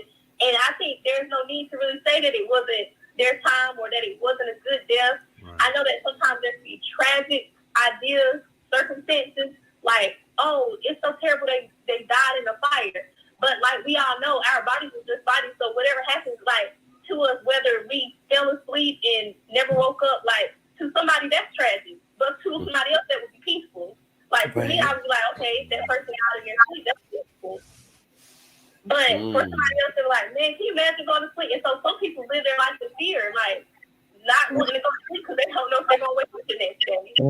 But overall, I just firmly believe, like, in order for us to have a good death, and like Brother Diamond is saying, it's not even about the actual circumstance of the quote-unquote death or death date itself. It is really about how we live so that, as he said, so that our heart, our soul doesn't testify against us when it's time for our judgment day. And we do believe that, too, within the Islamic faith. Like, we believe we're going to testify against ourselves before ourselves. The proof is in the pudding. And what we've done, if we've conditioned ourselves to be, ready for heaven, paradise, then, your soul will be in a pure state. If you haven't conditioned yourself well, then you will not be ready for paradise. And so thank y'all so much for having this conversation and allowing us to be able to contribute to it as well. Oh, absolutely. Thank you so much for calling in. Thank you so much, Amina. Peace, All peace, right. peace to the queen. Peace to the queen. Love it, love it, love it. I disagree with half of what she said. I disagree. Express. After my experience, when she said, you have the will to live, I didn't want to come back. But it wasn't up to me in that moment. We had this conversation. I've told you about my near-death experience. We talked about this. I was happy where I was at. I was good. This was before I had children. This was before my life began. And in that space, I didn't want to come back. And it wasn't up to me. Don't play with me. It wasn't up to me. I told you it was not up to me. I didn't have the will. You know what I had? Acceptance. I accepted everything for what it was at that moment, and I was okay with it. What I was feeling at that time, what I was experiencing at that time was greater than any drug any man on earth can create. As a matter of fact, it can't even be replicated. When you experience something like that, the will to come back here, no. You ever seen that movie called Soul? It's that Disney I movie. did not. Fire cartoon. Did you see that? That cartoon has so many. Man, look, and I'm glad you just brought that up, Diamond. Oh, really? I apologize. I gotta jump cut in. me off like that. No. Man. That's why I was posing the question to you. Have you seen that? No. You ever seen it? Man, you should see the movie, Okay. sis. Yeah, you should see the You movie. should read this. You should see the movie, sis. That was a Now, that whole movie was literally about him trying to find his way back. You know, he had Unfinished first- business. well, yeah, he had not accepted though, because of the sudden onset of his demise. He had not accepted that, you know, and he had just gotten a whole bunch of things started happening for him, right? Mm-hmm. But he couldn't come back. He got to the point to where he couldn't come back, right? It was like, no, this is just your time. You got to get on up them that, you know, eternal escalator or what have you. But at the same time, by the end of the movie, when he had surrendered to this is just the way it is, that's when he came back. But the whole time, he, you know, during the movie, he had not fully moved into death yet. Mm-hmm. He has not fully moved into death yet. So he still had that, like I mentioned, that tether that was he was still tethered to his physical self. He had not fully moved into death. So that's why he was able to come back. Now, I do believe that if you got to what we call an acute death, that's the part that's between the transition. You're still in that transitioning period. It's like I say, as long as the body is not severely damaged, you know, and it can still support life. The vitals it can still be there. Because when you end the vitals, when you can no longer vitally live and function, then you automatically rip that tether away. You know, you can't come back in a mutilated body. But then if it's just one of those things to where you're slowly transitioning into it, then you go through these phases, and then it'll pull you back even if you don't want to come back, because you have not moved far enough away from it. You see, you have not gone deep enough into death. So I'm just asking you, do you truly believe that you had died at that point? If I can ask that question. yes. We And had what- this and what- conversation. I know, And for you to say a tether, there is no tether. There is There is a nothing. tether. There is not a tether attaching you to the body. Once you die, you are literally formless. well, what I'm saying right now That's is it. it's your tether right now that actually keeps allows your soul to come back to the body even after you go through. There Sleep. was no attachment. We talked about this. Since your attachment was me and Danielle, you had to come back to us. explained it. Mm-hmm. You had to come back I to us. didn't even sis. know you all. That's my point, sis. Your experience wasn't over. That's what Sabah Ahmed was That's what I'm saying. expressing. You know, and that's what when she said that, you know, oh my God. No, we get it. And look, No, I'm with you. I'm not against you. I'm with you. It's a tough conversation because the truth is It's not a tough conversation because we already talked about this. we did. This was my experience. Yes, absolutely. So I'm just asking you to expound on it, because when we talk about you know, going that deep, because death, just like anything else, there are phases.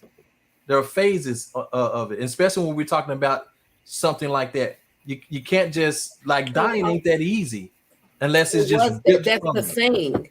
It Huh? was that easy. Okay. So let me That's the thing. You weren't listening. I was listening very No, intently. you was not listening. It was just that it's not as complicated as we think it is. Okay.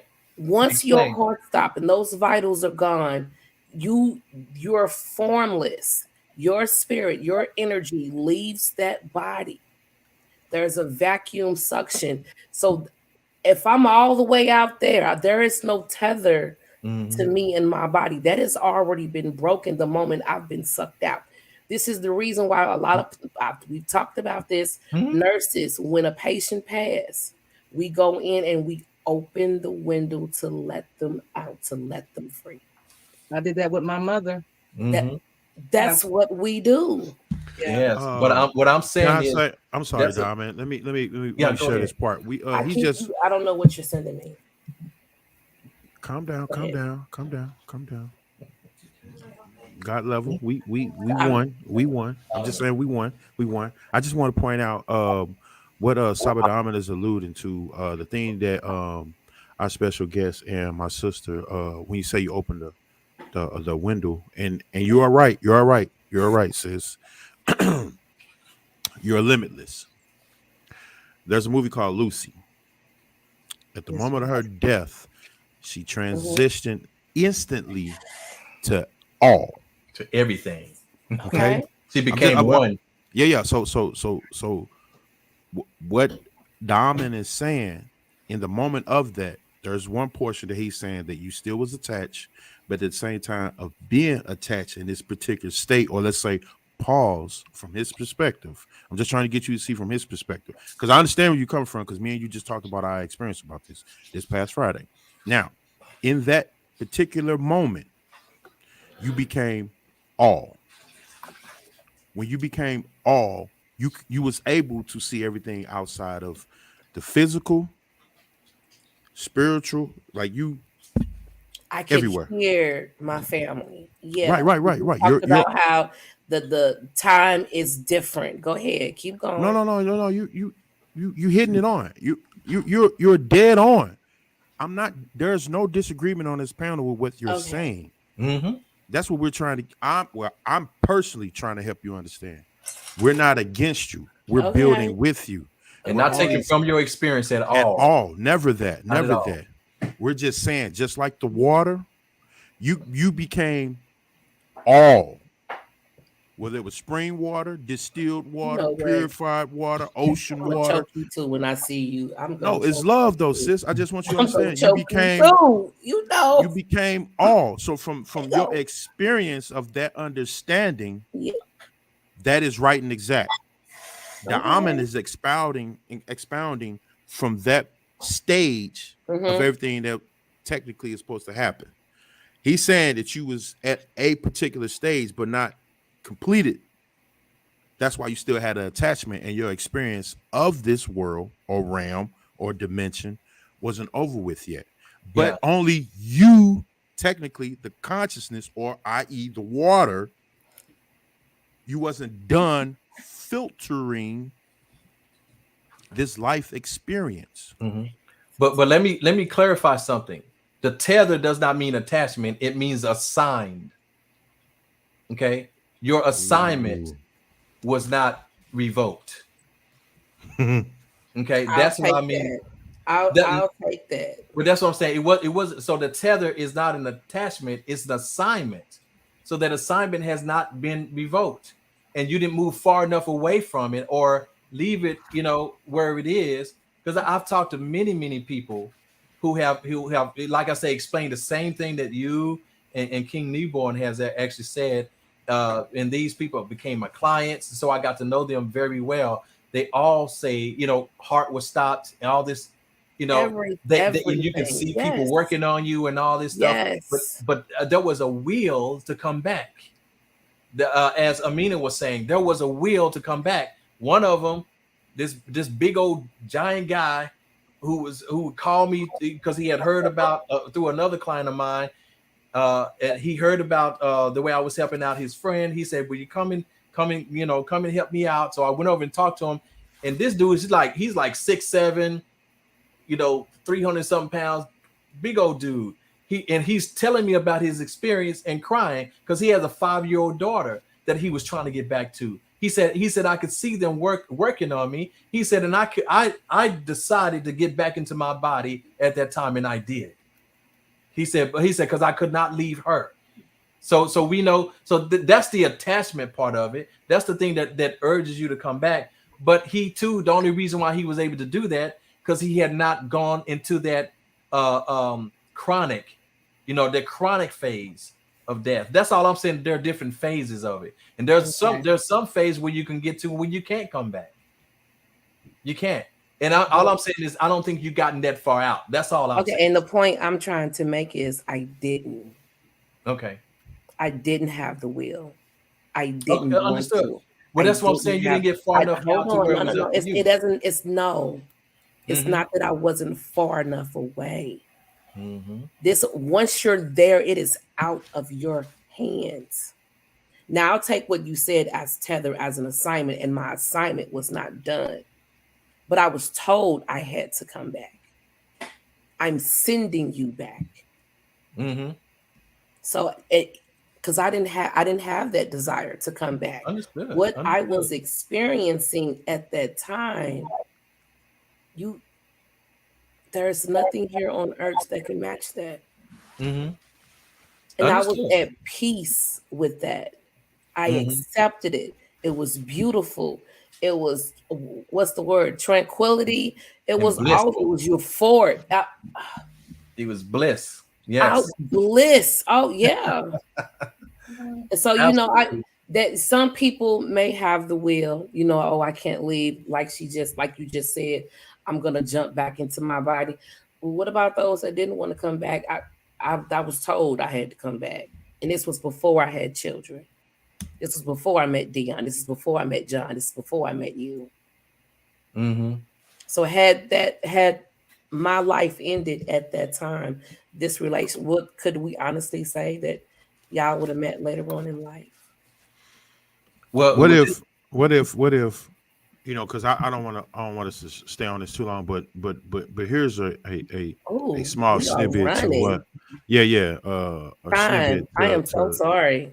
To God level, I just want to say, if we were to understand that consciousness that you speaking of when you heard that voice, what if just saying, we keep on saying one, what if the voice was you telling you wasn't done? Yeah, that's what I've been trying to allude to the entire time. It's still, and I didn't even take it as that. I didn't take it as that. That's I took it as, because it was a male, it was a man's voice. Okay, when we just talked about Sabada Amen broke it down, when you're in perfect harmony. So you was in full consciousness of feminine principle, and your masculine principle was like, we not done. We still got more work to do. I'll take that. Mm-hmm. Well, yeah, we got to get out of here. Yeah, I know. And like I say, so much to talk about, and we haven't even gotten around to part 2. Well, God level, part 2. God level. We're doing life insurance next week. Oh yeah. Which brings me to the question that's been right here. We're sorry. We just kind of like, whoa. I mean, because we did also say before we got to this part that that part doesn't matter. We did say that too, but hey, it's who wrote that?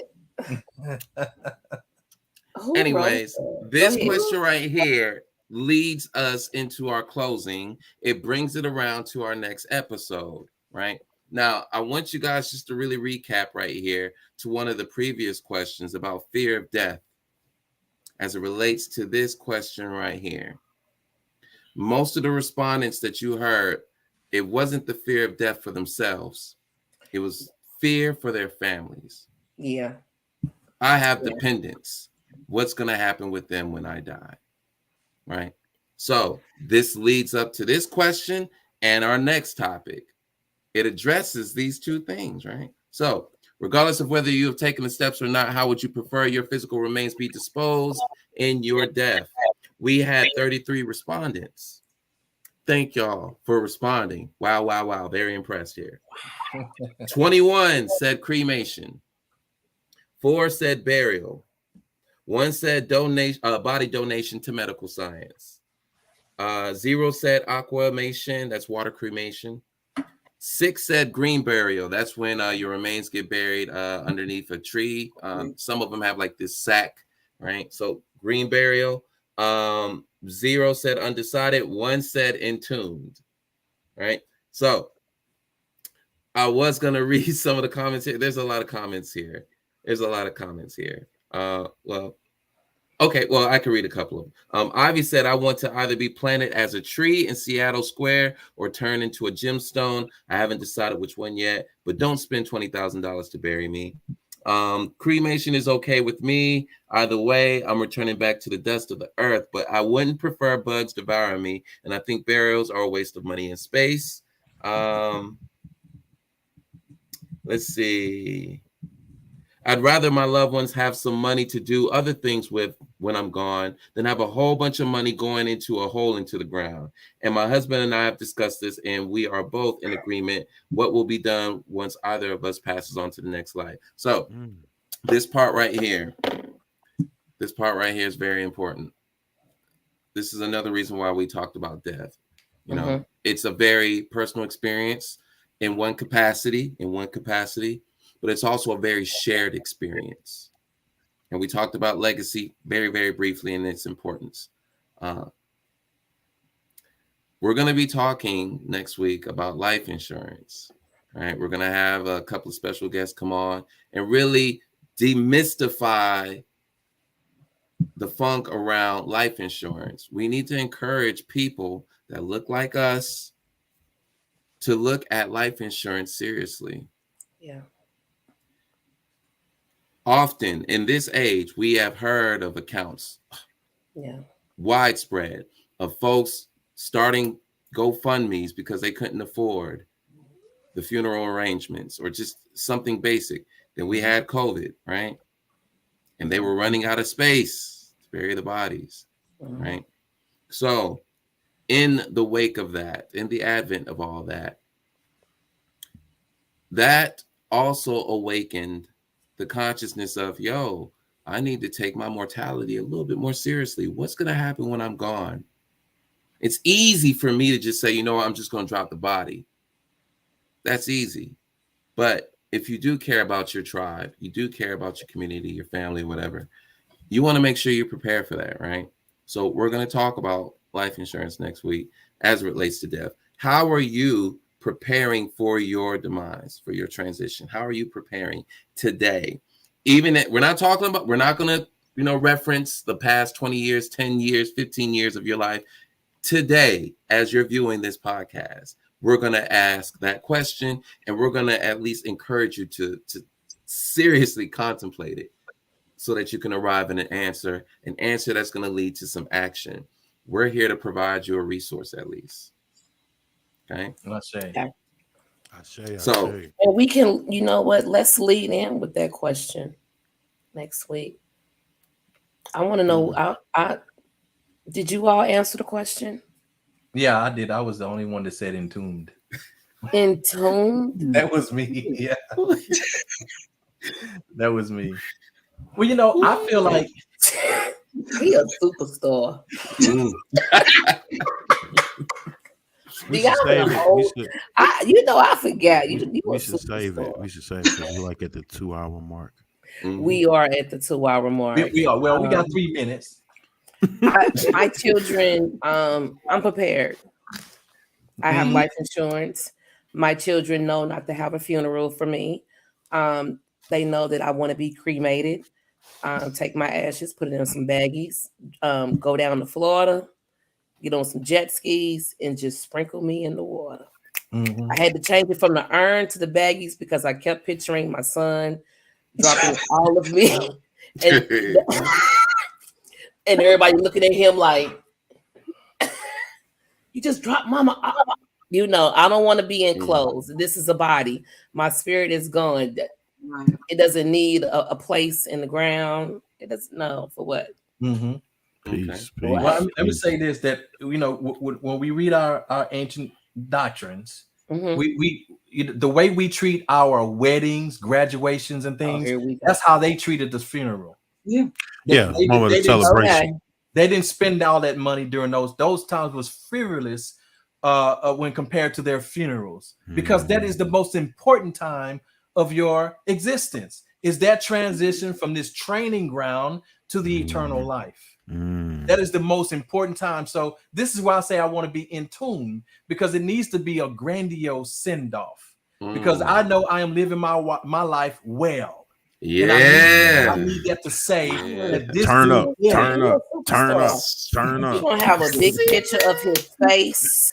You're gonna see videos of him in the background, pictures everywhere, flowers.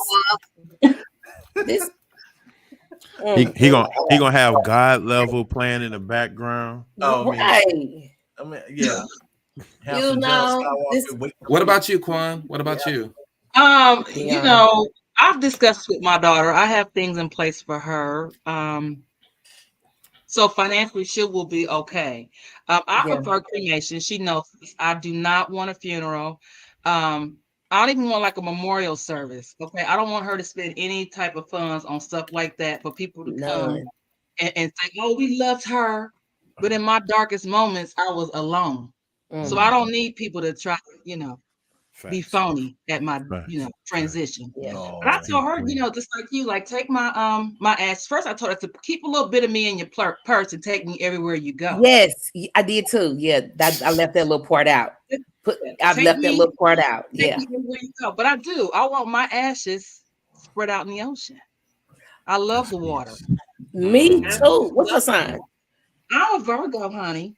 What? Yes, Oh. I'm a Virgo. And I absolutely love the water. So while I'm in Ohio, I don't even understand. I'm trying to get away from here because it just kills my vibe. Like, but yeah, just cremate me. I mean, at that point, I really don't care. She knows what to Your do. body. You know what I'm just saying? the body. It is. And it's gone. So, yeah. It's gone. Peace, You go peace, ahead and peace. be grandiose. So I Father know, right? Diamond, You know what? Daddy It's only Diamond. because I understand what this is. So I'm just saying that's what mine is based on. It's Yeah. based on an understanding of Yeah. what life Right. is, what my existence is, and who I am. So That's peace, peace. that's what it's about. That's peace. All right. You get it. Master Skywalker. So I said, through the sacrifices, had to live my life then. Just before I left, I had to make it right. No, I had to make it righteous. Thinking I was bad to the bone, like arthritis, a life that was undervalued and overpriced. High as a kite, less higher than the night is. I was not the highest, but you could call me highness. High is the price that I had to pay for overcoming vices. Later translate into good advice. And if I could do it all over, I'd probably do it thrice. Despite the struggles and the strife, no justice in your life. No peace after death. Can't be spiritually free if you're spiritually in debt.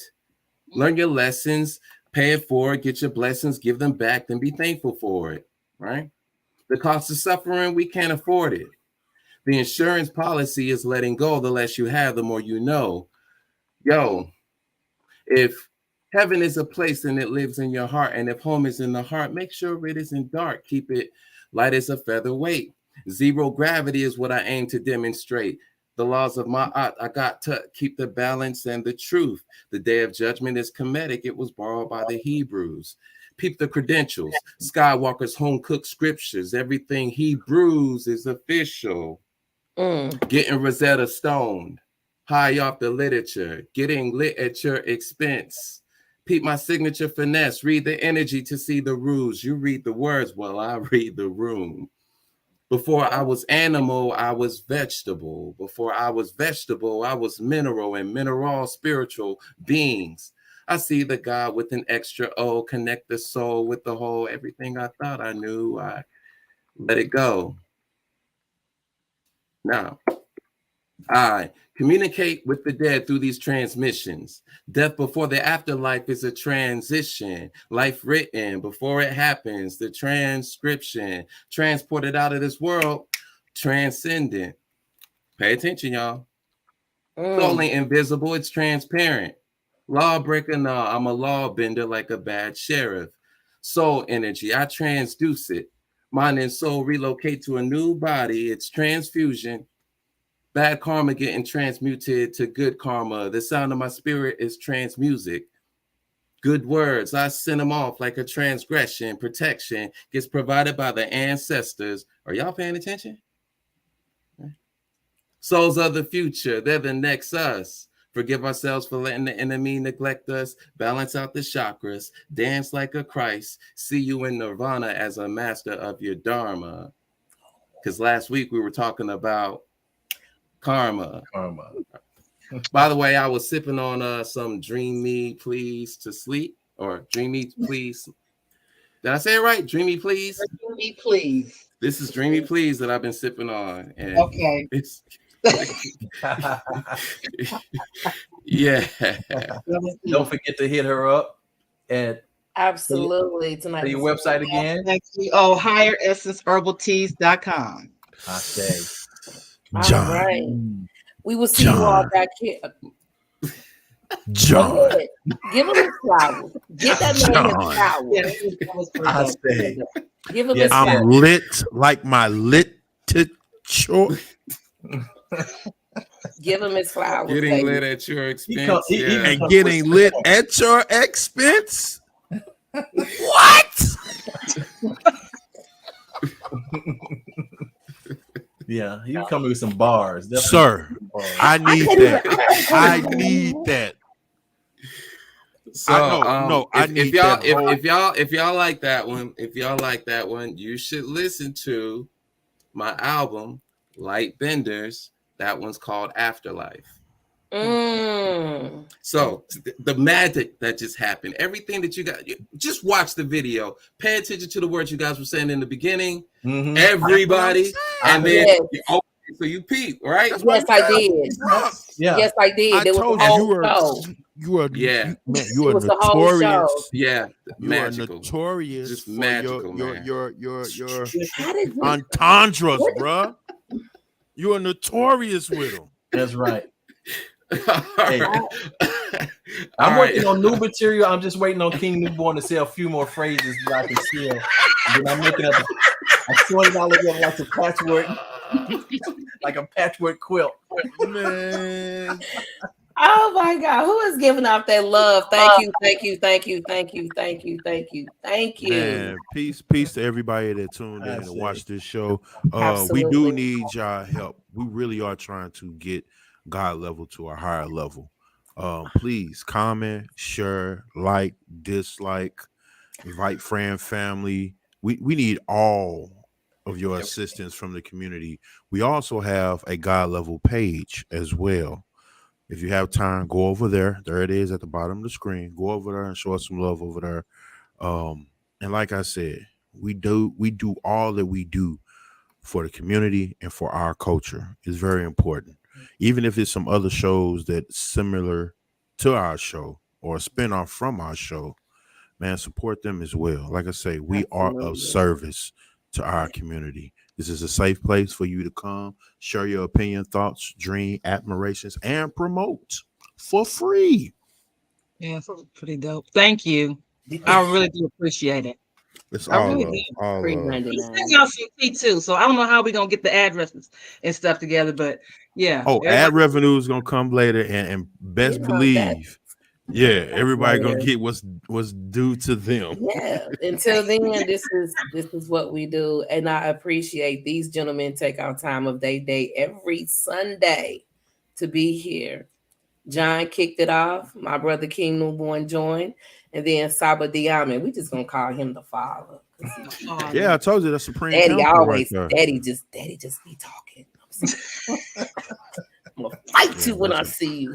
That's Supreme Council right there. He know I'm gonna fight him when I see him. Yeah, yeah. I'm gonna jump on him. I'm gonna be I like the can't little wait. sister. Boom.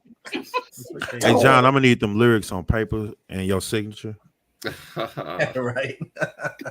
Right. Fair enough. No, I'm dead serious. We're gonna have to frame that, bro. Because that one. That was hot. No, That was I'm fine. serious, bro. Yeah, you was on You point. was flipping words like it. You really Love. was. Beautiful A gift. true lyricist. Yeah. Man, Master Oh, lyricist. bars. yeah. Master, yeah, Master John Master. Skywalker. That's Master. right. Yeah, put some spec on his name. Yeah. I love it. All right, y'all. We'll see y'all next week. Tune in. This one is an important one, y'all. Life insurance. So, All right. Salute. Peace. Peace. Peace.